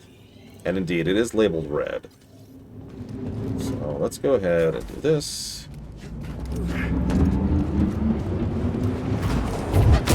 It's up! Okay then. I can take you out. Sorry, what? I didn't quite hear that. Need to open this. Oh, Sati's actress is great. Oh, yeah, so that right there, that's... I don't know if I want to fight that right now. Especially with low health and 1 heal. Is this it, though? Okay, well, hang on. Shortcut unlocked, that's always good. I like shortcuts. That poor droid! I feel so bad for that... Okay, hang on. I'm gonna bring that droid back to life. Come back, droid. I'm so sorry, droid. Please forgive me, for I have sinned.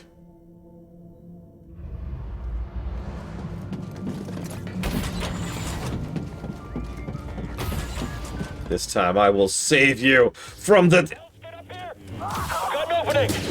That's probably not good. Found you, intruder. Target is blocking my attack.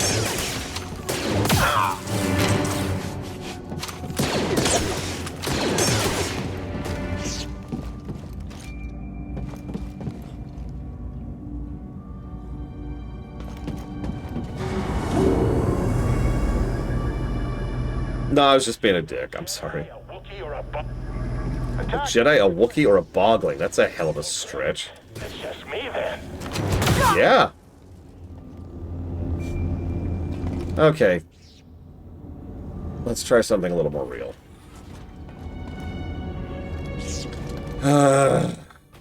Wish me luck. I am.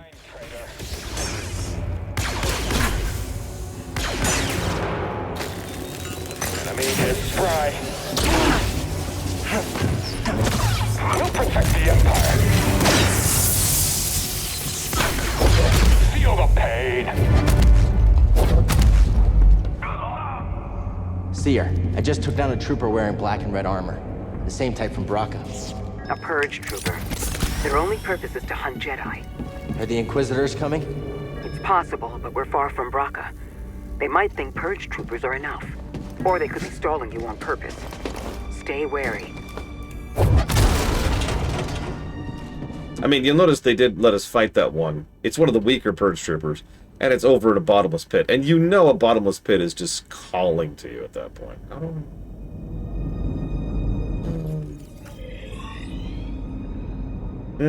You know what? I'm with you, Push-Ups. That's actually a good actual choice. Non-memeing choice.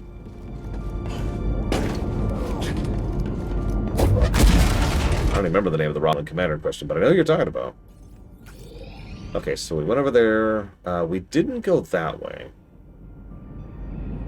And this is a one-way trip out to you-know-what, so...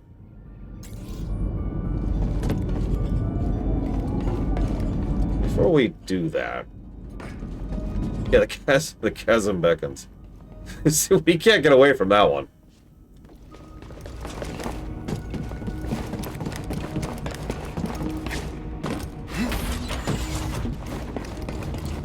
Let's see, that's this way. This way, and then this way.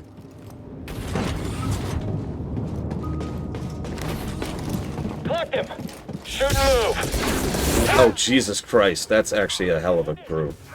I'm after him. You should shoot! Alright. That's a blow to morale. I've got him! We've almost got him!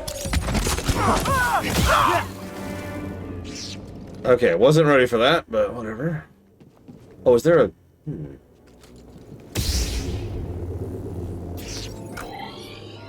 Damn. Okay.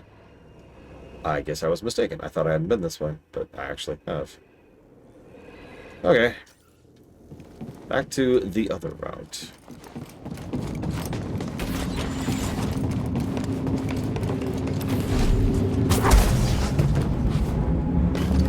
Come on, game. I do like the audio indicators of when the time slow is going to run out.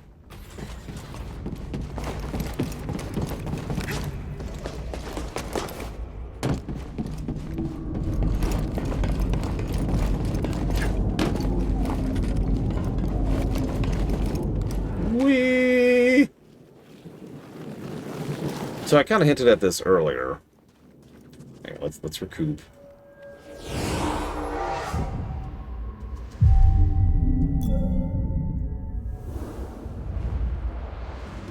That is a crashed Venator.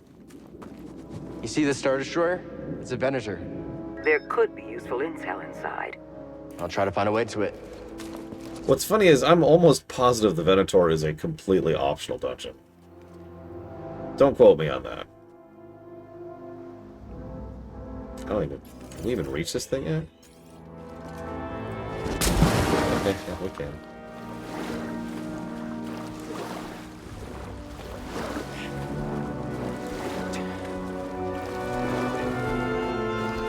Oh, do I need double jump for this? I think you're right. I might be able to get a warp point. Not that I can warp between points yet, I've noticed. Hey, Grease, you busy? Well, I was trying to watch the... No, I'm not busy. Never busy. So, you need something? I'm standing next to 2 crashed ships. Looks like you weren't the only pilot who had trouble with the wind here. Whoa, whoa, whoa. You're just realizing that? Where have you been? I mean, it doesn't get better than me. Yeah, okay. All I wanted to say was thanks. You're welcome, kid. But, I gotta go. I got a thing, so gotta... See ya.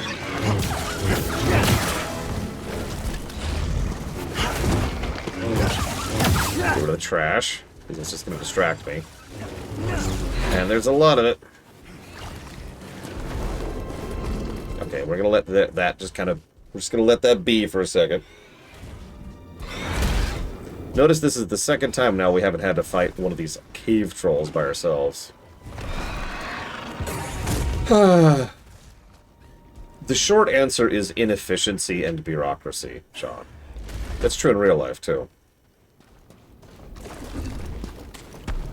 Realistically speaking, if the Galactic Empire had kept using Venators, they would have been better off for it. Venators are really nice ships.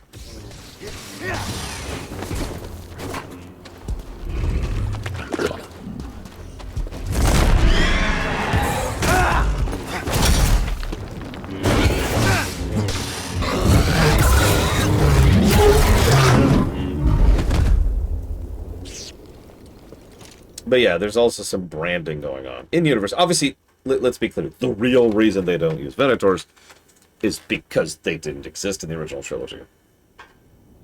However, this is the reason I was giving you an in-universe explanation is because this stuff happens in real life all the time, too. A lot of places will just go ahead and scrap ships and then build new ships with the scrap rather than just keep using old ships.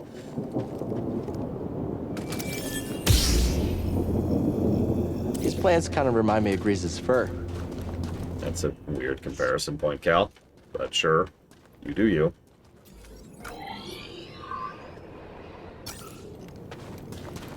Refitting is expensive. But yeah, branding and it's... How do I put this into simple terminology? Okay, so you've probably heard the term subsidy. What you may not know is the term subsidy is actually a generic catch-all term. There's actually a lot of things that can be subsidies. All it really means is the government is putting something to encourage people to do a specific thing or make a specific thing economically, right? So tax breaks or guaranteed price points, guaranteed profit margins, stuff like that, right? One of the things that can and has been done in real life, as well as in Star Wars, is... Yeah, there's a lot of crap there. One of the things that has been done is, especially in Star Wars, is they will ensure that old ships get broken down and then turned to new ships so that there's always jobs, and the big shipyard manufacturing firms, which have a tremendous amount of political affluence in this setting, keep being in business and keep making money. I mentioned Kuat Drive Yards earlier. Kuat, CEC, and CNR are 3 of the most influential and powerful of the shipbuilders in this setting. But they're not the only ones, right? Yeah, the corporate sector supports Emperor Palpatine, so we need those fancy new Star Destroyers. They're watching us, BD.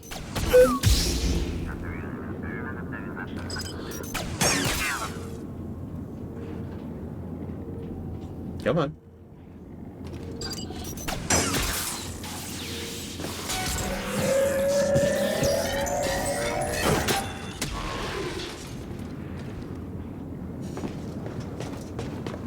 And yes, I know technically the ISD is called the Imperator, which you will never hear me say again.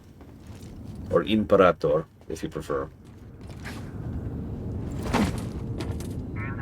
But you get the idea. And, like I said, this is a thing in real life. Whoops. I actually don't know how much that happens in the United States, but I know it happened a whole lot in Britain. And France. And Germany. Those are the only ones I really know off the top of my head. So yeah, in case you missed that, once you defeat it, it suicide runs you to try and kill you. Imperatrix does sound cooler. I actually agree with that. Can I heal down here? I cannot heal in the water. Hey, BD1! That's interesting. And I know you goat people. You are not my friends. You are no friend of mine. Be gone from us. No longer welcome here. Don't fall behind, BD1. I need some meds, BD1. I need to use this. Oh, Thanks, God. BD1. Don't even get me started on low fructose corn syrup. Or high fructose corn syrup. Something we can use? I don't even want to get into that. Alright, while we're here. Anything cool? Anything cool? Yeah, sure. What else we got? Maybe ponchos.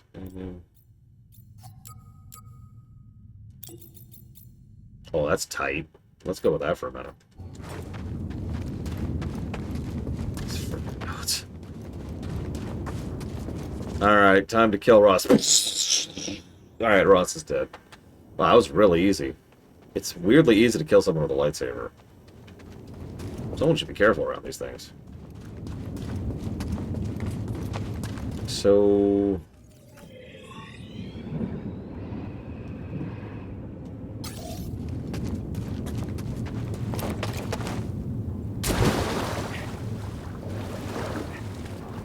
I mean, yeah, there's a stone.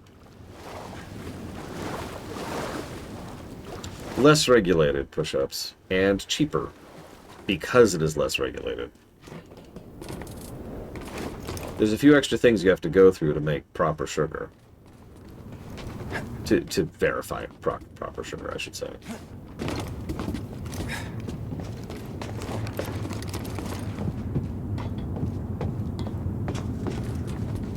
And speaking of someone who is leaning towards pro-regulation, it's way more complicated than that, but whatever. There is such a thing as... Come on, guys, really? Okay, so there's our shortcut. Sure, we could take him.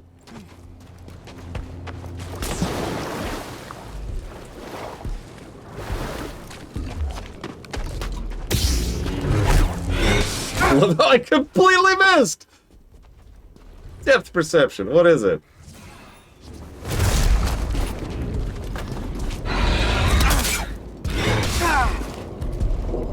Help me!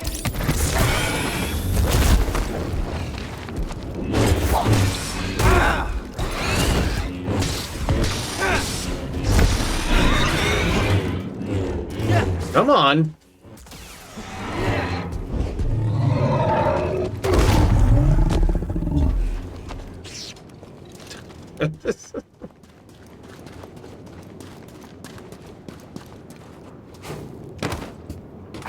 No, that's... like I said, it's a little more complicated than that. I mean, let's be honest, this is reality. Being pro-regulation doesn't mean being pro-all regulation, right? Same with being pro-deregulation, for that matter.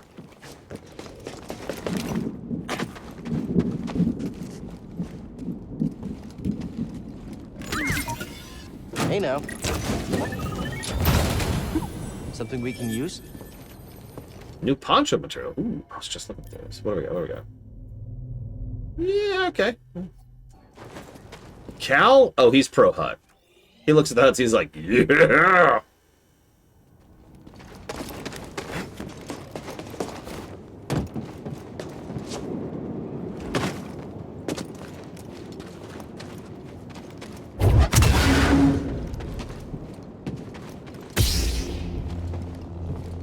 So if I remember correctly, there's a boss battle here, which I am 100% not in favor of. Yeah, you know what? Bingo, push-ups. Regulations should have short expiration dates so they can be re-examined. And...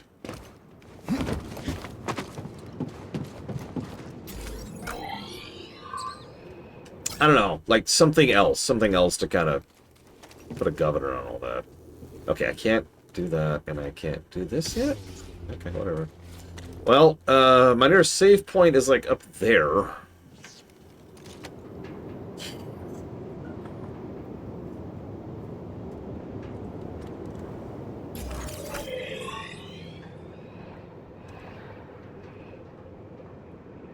What is that? Hang on. What is that over there?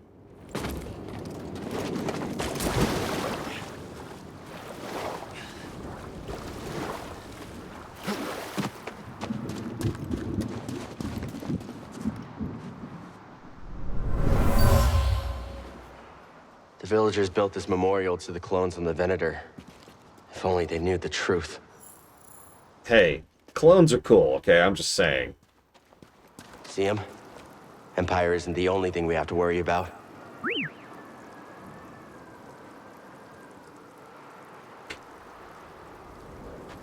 I mean, no, that makes sense, push-ups. Something I have to defend every now and then is I'm not actually anti-right-wing. The problem is the term right or leaning right or whatever has been so lately that people look at people who are, you know, legitimate fascists and say, that's right-leaning, and it's like, no. I know right-leaning people. That's crazy is what that is.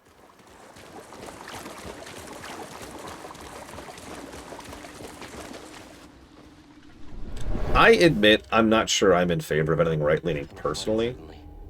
What could have caused such a thing? I gotta have to think about that. I would. I'm sure there's something somewhere.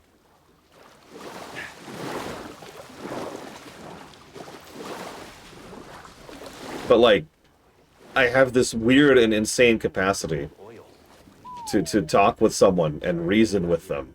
It's this water. And compromise. I know, it's alien. Hey, there we go.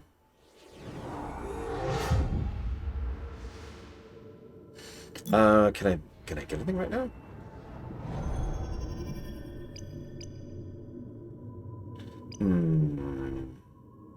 Gain more force back. Maximum health needs. Lower taxes on labor. I guess lower taxes is actually right-leaning. That's true. I usually don't think of it as such. I am admittedly generally in favor of higher taxes, but I also am hugely in favor of scaled taxes, or whatever that's... There's a proper term for that. In other words, don't tax the freaking poor. Just to put that as absolutely simply as possible. So, yeah, don't tax labor. Just leave them alone. Christ. And I've actually discussed this at length on Camera. Hi to Quack.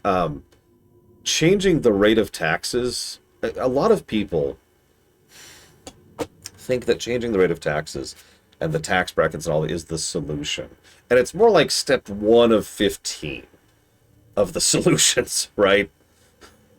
Like, can we fix how we organize the taxes? Can we fix how we distribute the taxes? Can we just fix how we horrifically misuse the taxes before we start fixing the taxes themselves? Like, there's a lot of other steps in this engine.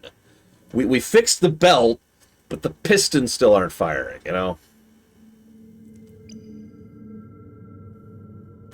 Yeah, and we absolutely got to fix the voting system. I will admit, if there's one thing I truly believe in, politically speaking, something I probably would consider a line, it is that I believe in people having some power over their own lives. Because I am a pro-choice person. I mean, not as a thing. You know what I mean? I am in favor of choice as a thing. Let's just go with life. Let's just get some more health. I'm about to fight a boss who's gonna kick my ass. Let's just get some health.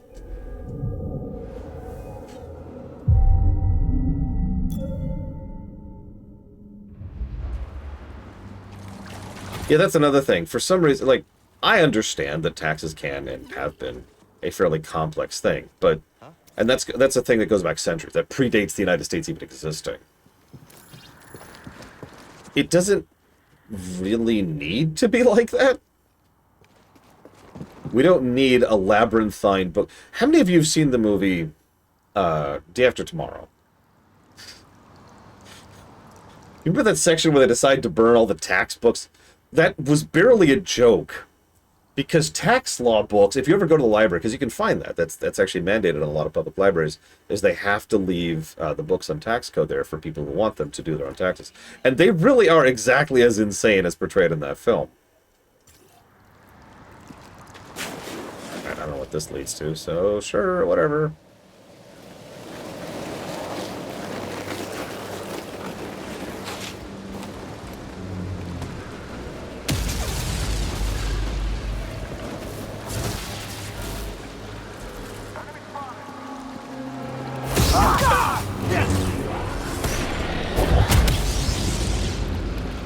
But yeah, no, exactly. That's exactly the problem. The problem is most of the taxes are still in the books here in the States. I don't know how this is in other countries. For literal centuries. I used Force Push, and he had a rocket launcher, Dame Celeste. So 2 + 2 equals boom.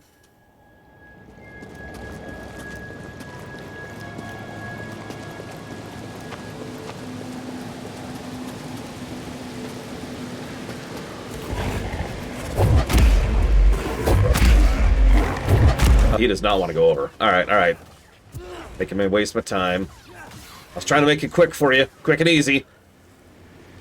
You get to die horribly. Oh my gosh. Okay, so... anything. Not in Hawaii, Dream Whisperer.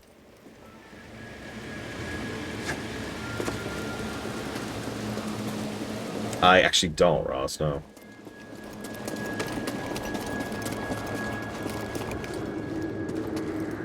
Eh. E equals MC Hammer. Wham! Yeah. Am I? I am. This is... Yep. Here, let's go ahead and unlock this shortcut really quick. See her? I'm under an Imperial dig site. You got a lot further than we thought. We can't worry about that now. The Empire's identified you as the Jedi from Braca. They're searching for the Mantis as we speak. Can't you move the Mantis? It's too risky to start the engine. Its power discharge will draw their attention immediately. I'll be back as fast as I can. Wait, but I want to go exploring more. I was just unlocking a shortcut. I can turn around, right, game? Alright.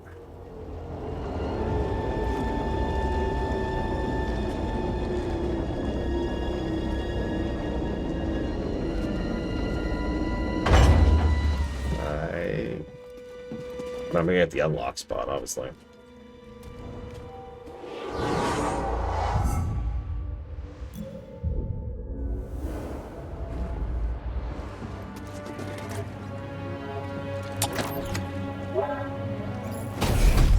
Okay. Shortcut unlocked. And this is the fast way down, right? Yep, yep. Okay. Except, hang on, is it? God, I remember having issues with this last time I did this too. Because this actually goes somewhere else, doesn't it? Well, only one way to find out. Woo!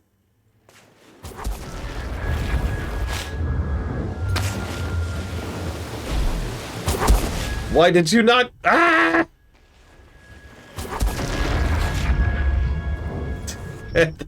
Okay. I accept.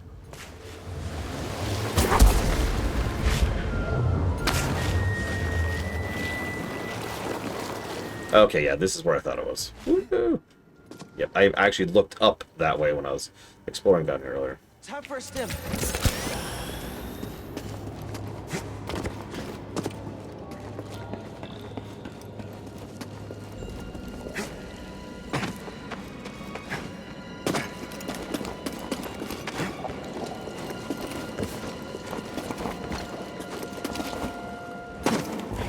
Goddamn goats.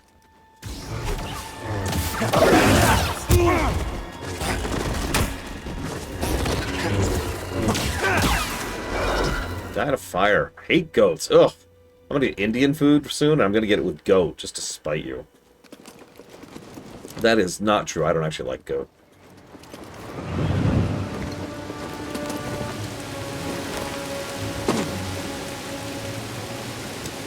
Too much bone. I can't do bone in meat. Something about it just immediately kills my appetite. I don't know how to describe it. It's just... Oh, hello. I am not ready for this fight. I am not ready for this fight. Victory will be mine. Yes. Try to resist.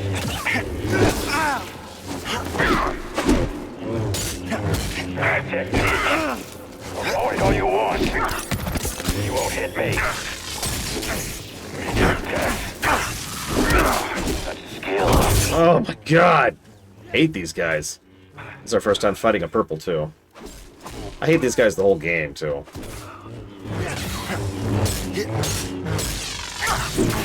Cannot run. No pain will stop me. Game. You're near. Hate those guys. I'll check it out. Yeah, I was waiting for the red attack. Let's go, BD1. Oh, okay. So what was in there?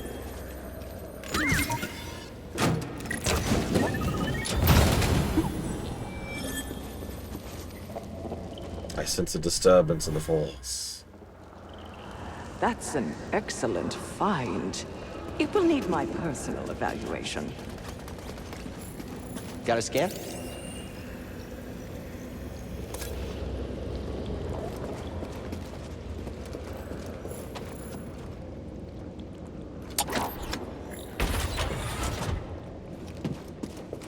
Alright.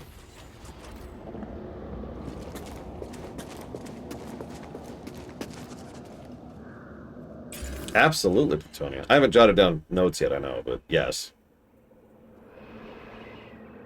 It is good difficulty in general, because it isn't just stats. It is good difficulty because of how it changes the AI, and it is something you can swap on the fly. I believe it is a full triple. Have I done down here? I think actually I am done down here. Which means...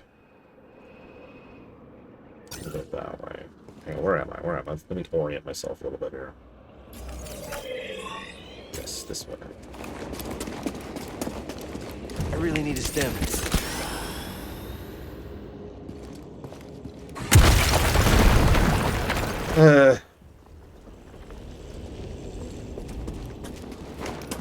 I don't want to deal with this. Let's go unlock a shortcut.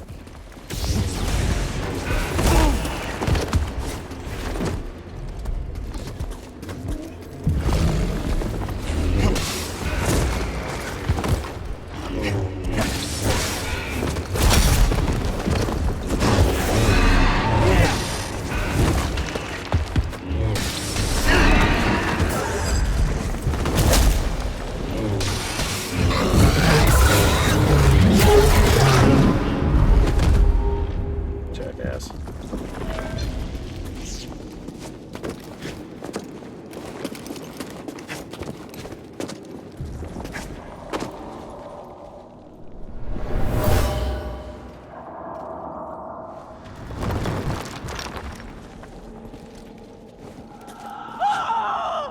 Oh, wow. An Imperial officer was trying to hide a relic down here.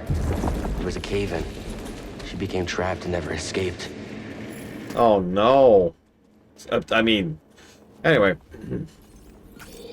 Have I? I have not, and I can't even. Oh, yeah, I need pull for that, don't I? Alright. So I know I haven't been over this way yet. Yeah, I can go.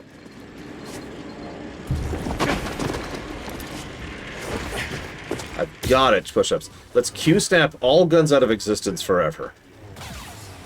You want to kill someone? Use a sword.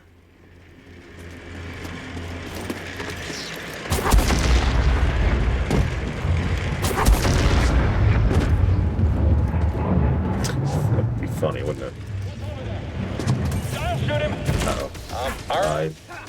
Has to slip up. I've got him. Watch yourself. How did you kill them all? Damn it! God damn it! What? What?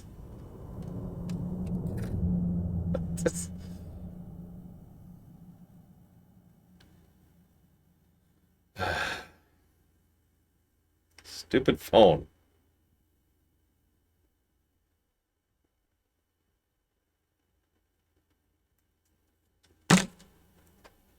No, it's a Q snap, so like you can't make guns anymore.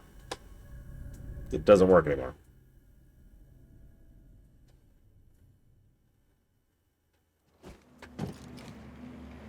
Where the hell am I? Oh god, I'm way up here.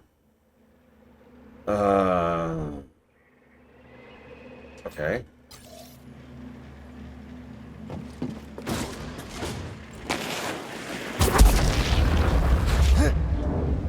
That was a little physicsy.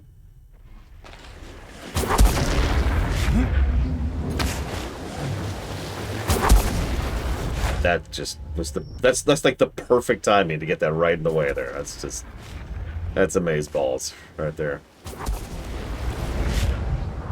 You know, I died 200 some odd times during Bloodborne. I think we're gonna surpass that here just because of pits and the like. Anyways, yeah, this way. I was going that way. You won't get far. Oh no, please don't chase me, big bad stormtrooper man. There's bye.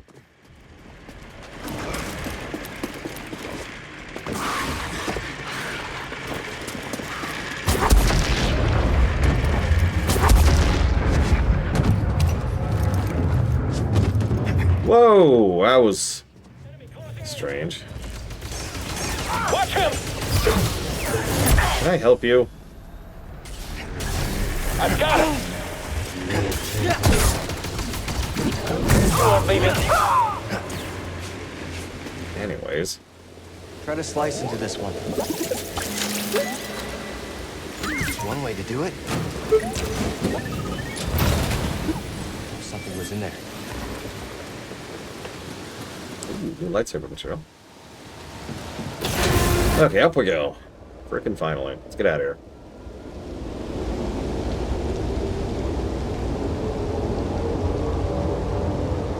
What, so like people... Every person on planet Earth just becomes a Doctor Who villain. If you get that, I applaud you, but for those of you not aware, the trope is called guns are useless. It's something usually done to emphasize how dangerous the monster of the week is in, you know, television shows like Doctor Who. I mean, that's where I put all my Kyber crystals. I just find some random crate. Make sure to turn on the glow. That's very important. So you make sure people can find it.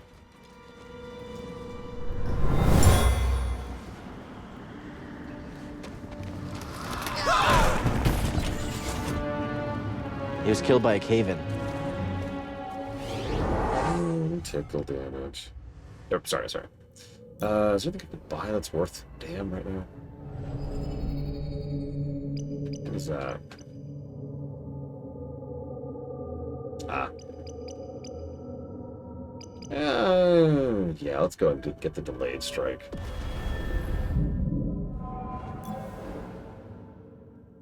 Imperial excavation is making these tunnels unstable.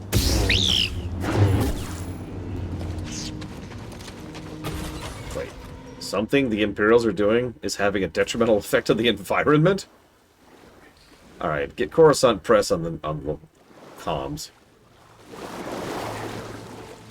I've got their new scoop.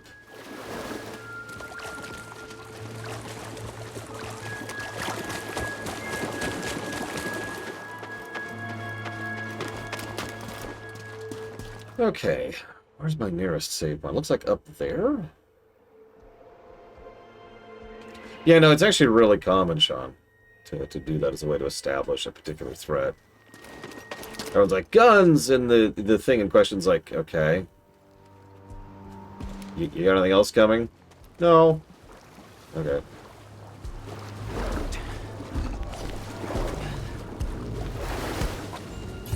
Hell, Dragon Ball Z did that, if you happen to remember. You remember when, I can't remember his name, Baldy, went and just, like, wiped out a bunch of aircraft carriers? Because he could. Okay, wish me luck. Nappa, I think is correct. Because I remember Krillin. Krillin was cool. Alright, let's activate the obvious thing. Or can... Oh my god, do I not have this ability yet? I actually can't fight this boss yet. Okay. Yeah, I actually can't fight this boss yet. Alright, well. Let's see how far we can get into the Venator.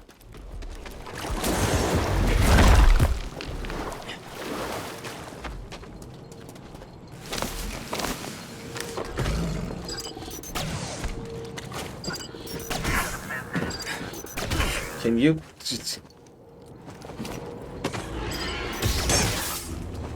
Can you not?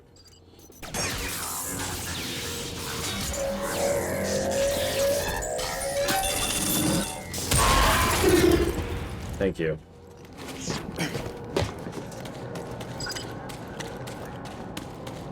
I do like how in almost every strategy game where you can build these stupid droids, they're dime a dozen. You just build them en masse and then fling them out to do stuff.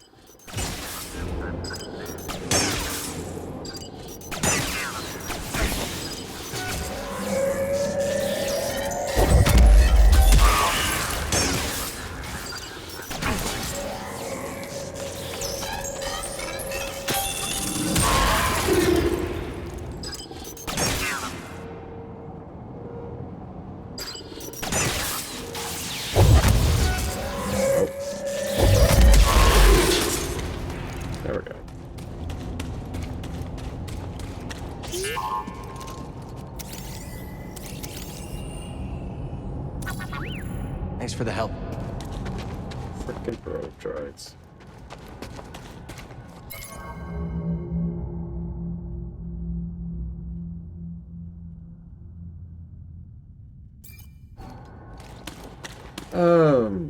Considering handguns are most of the issue anyways, push up the tracks. Yes. I will absorb this clone trooper's force. Oh, hey.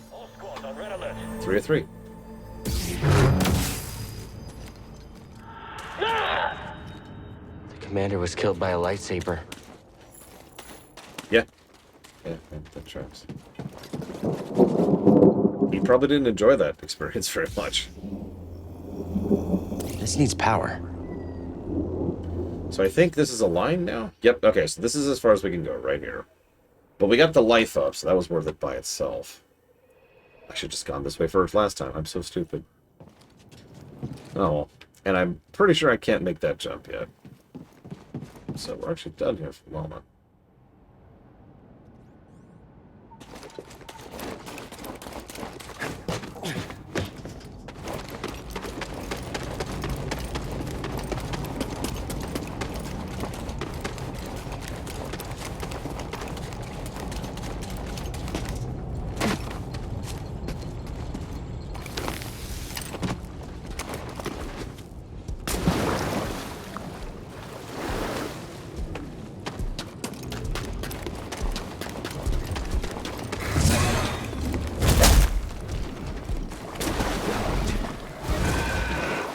Sorry, Mr. Troll.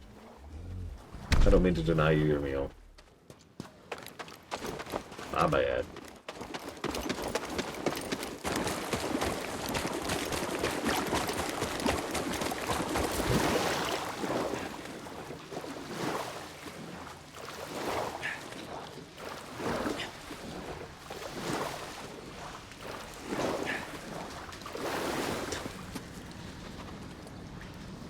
I wonder.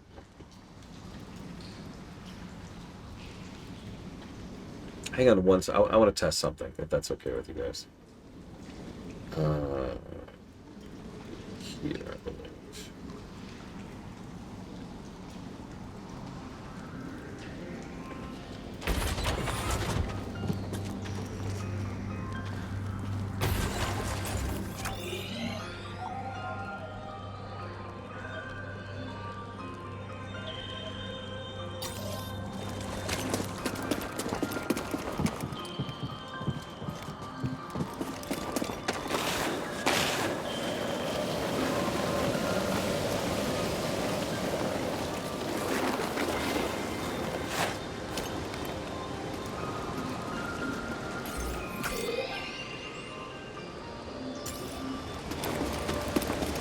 But part of the problem is a lot of this is kind of one-way routes and kind of not. And even when you unlock a shortcut, it takes some time to go there.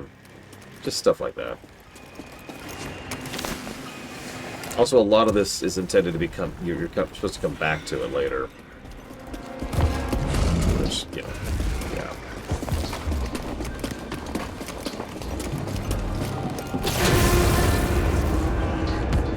Thank God we have a good map.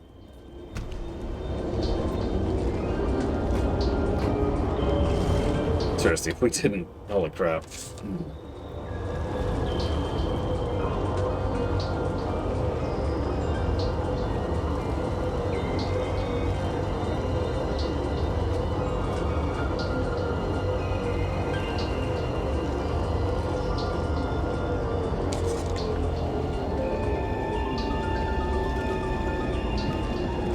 Sorry, Linarith. Not that you're here. Yeah. Fine, since it finally decided to start playing music. Hate that! Alright, I missed something the last time.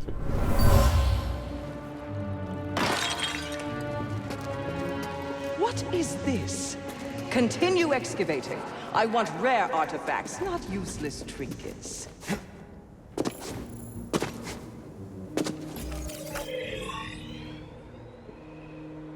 Huh? I'm sorry? May to me? Yes, you may. Thank you for asking first. Okay. This is funny. This is actually not where I wanted to be. But since we're here, there's a thing I never got on accident. Let's see if it was worth it. Strange feeling from this one. Ancient Zepho gathered here. I wonder why. Yeah, some experience. Could be worse. Get in there! Whoops, that's not what I was... Okay, hold up, hold up. Did you just... I think... Okay.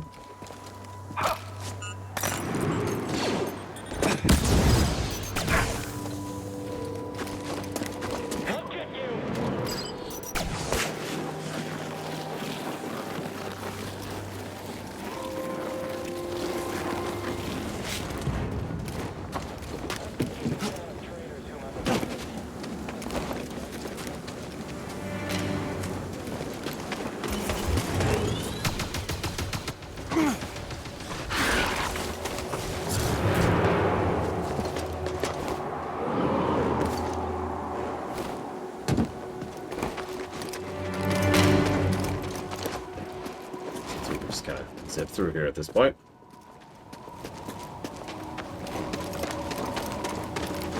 I mean, on the plus side of Falkenstein, she's extremely dead. We've already found her corpse. She got eaten by the troll thing, probably. Or suffocated to death in the...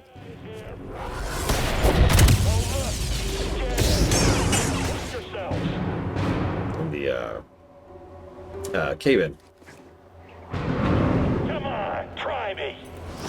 You really want to fight me after I just did that?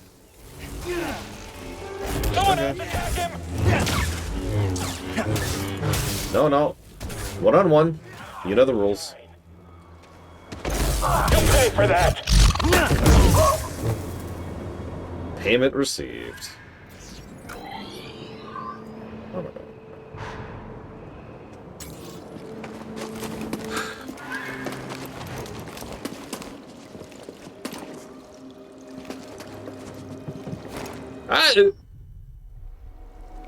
Found the floor. Or the hole?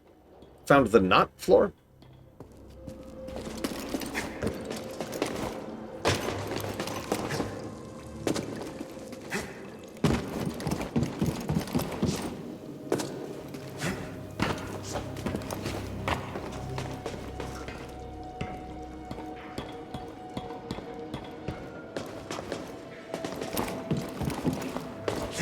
Wait, am I going that way? No, actually.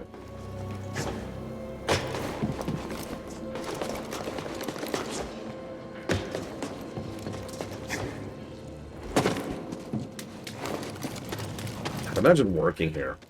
I mean, I know you're evil and fascist and whatever, but like, God, imagine working here. This is gonna be a very unpleasant post.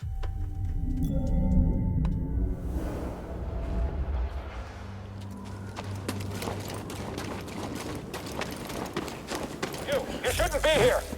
On it. Why are you trying to kill me the moment you see me? Like, that's kind of weird, isn't it? It's not just me. Oh, it's shaking. I can't do this by myself. You heard him.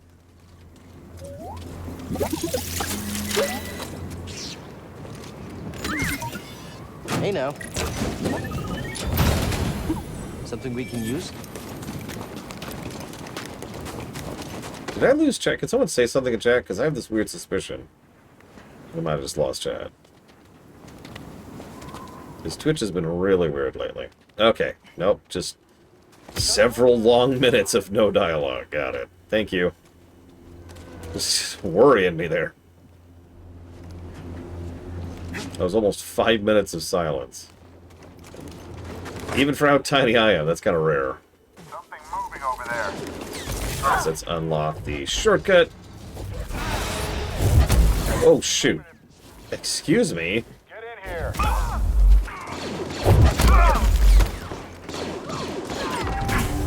Can I help you?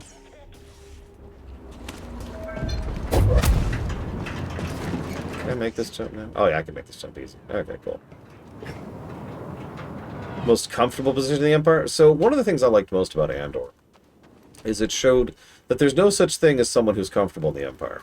I know you said most, but, like, what I'm trying to say is that nobody's safe at any level. Ever. Why are we even still here? There's nothing on this planet. Maybe there's some historic artifacts or something. I mean, we are digging. Who cares about rocks and pottery anyway? Obviously the Empire does, else we wouldn't be here. Ah, shut up. Yeah, no. The one and only person who's immune to all of that is the rust at the center of everything. The black hole at the center of the Empire. That's kind of strange. Yeah, not even Tarkin was safe. Hi, Baron. And Tarkin was one of the biggest swinging dicks in the Empire. Yeah, Vader wasn't safe either. Oh, you know what? Actually, I just had a skill point, didn't I? Let's go. Let's go spend that. So, having now established that, Plutonia's question is most comfortable position in the Empire. I feel like it would be someone high up enough to be, you know, have some decency to your life or whatever, but small enough to not be on anyone actually big's radar, right? Like a governor. And our weapons are down. Is that him? Oh, Tell yeah. him he better get his butt. Boss fight. Hold on, I'm on my way. Yeah, exactly. So. Oh, wow. I can't. Okay, that's not helpful.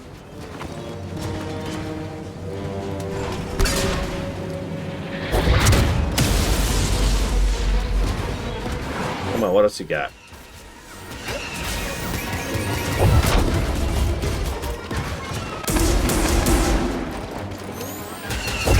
Oops, I keep hitting the wrong button. Damn it. That's gonna get me killed.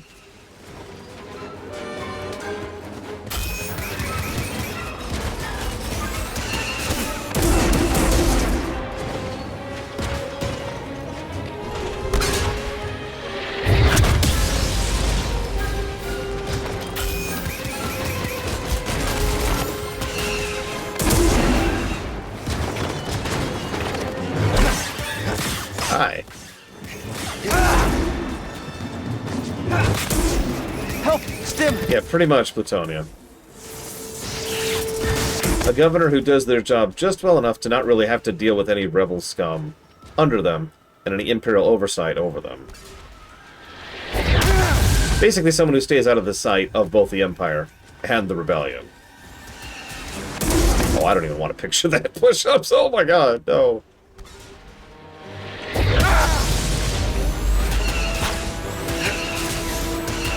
Amusingly enough, Serial's boss was actually in a reasonably cushy position. And honestly, would have stayed there if Serial hadn't just been a dick about it.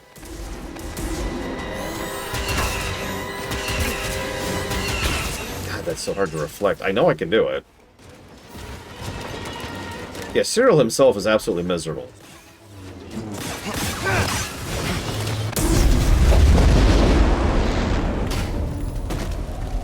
Scan, please. Scan, please. Hello, scan? Oh, hello. Are you having a good time now?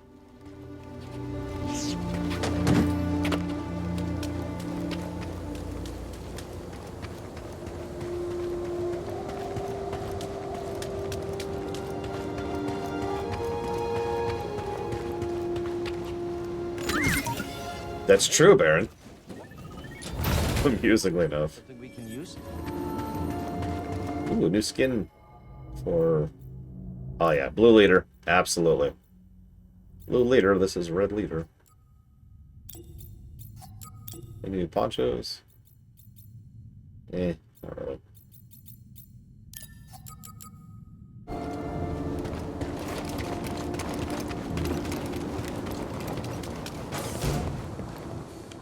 Nice work out there, kid. Hey, you got some real moves on you.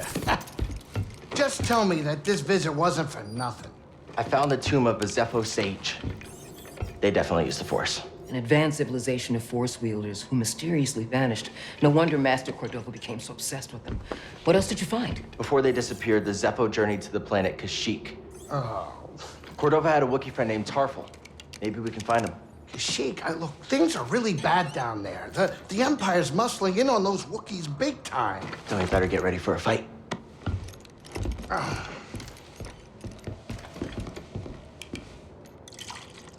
Ain't that the I truth, think push-ups? this lifestyle suits you. Fighting that walker seems to have made you more confident. So, I mean, how are you? it's probably mainlining adrenaline right now. And with the Force? Yes, with the Force. I know you said it could be overwhelming. Haven't gotten myself killed yet. Rather not talk about it. Yeah, well, I understand. More than you realize. Why'd you choose to stop using the Force?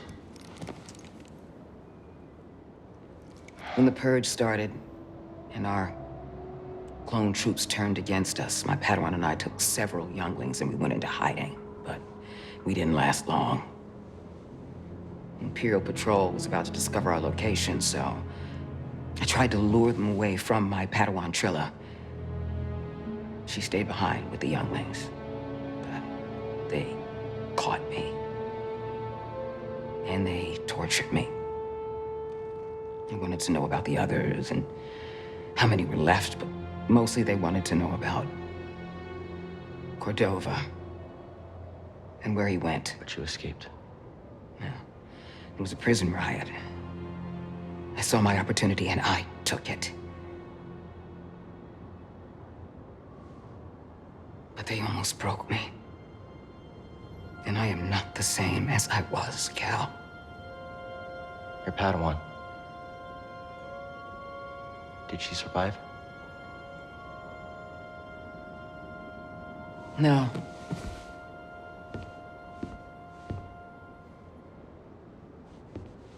But that's why we can't give up. We can't let the sacrifice of those closest to us be for nothing.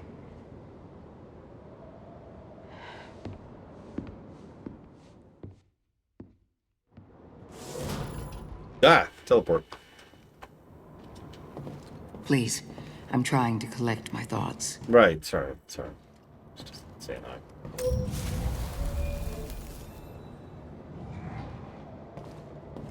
Yeah, she's an interesting character. And she's voiced by Deborah Wilson. So, you know, that works out twice.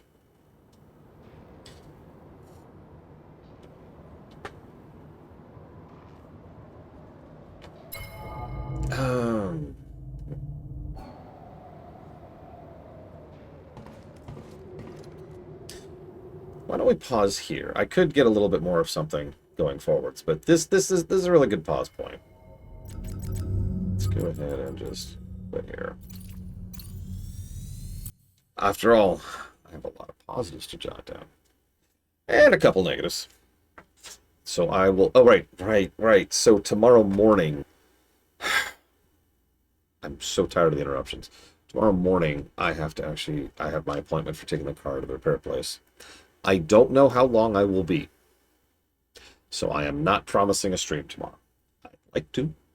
Kind of sick of being delayed, but car crap. But I can't promise anything. So we'll see.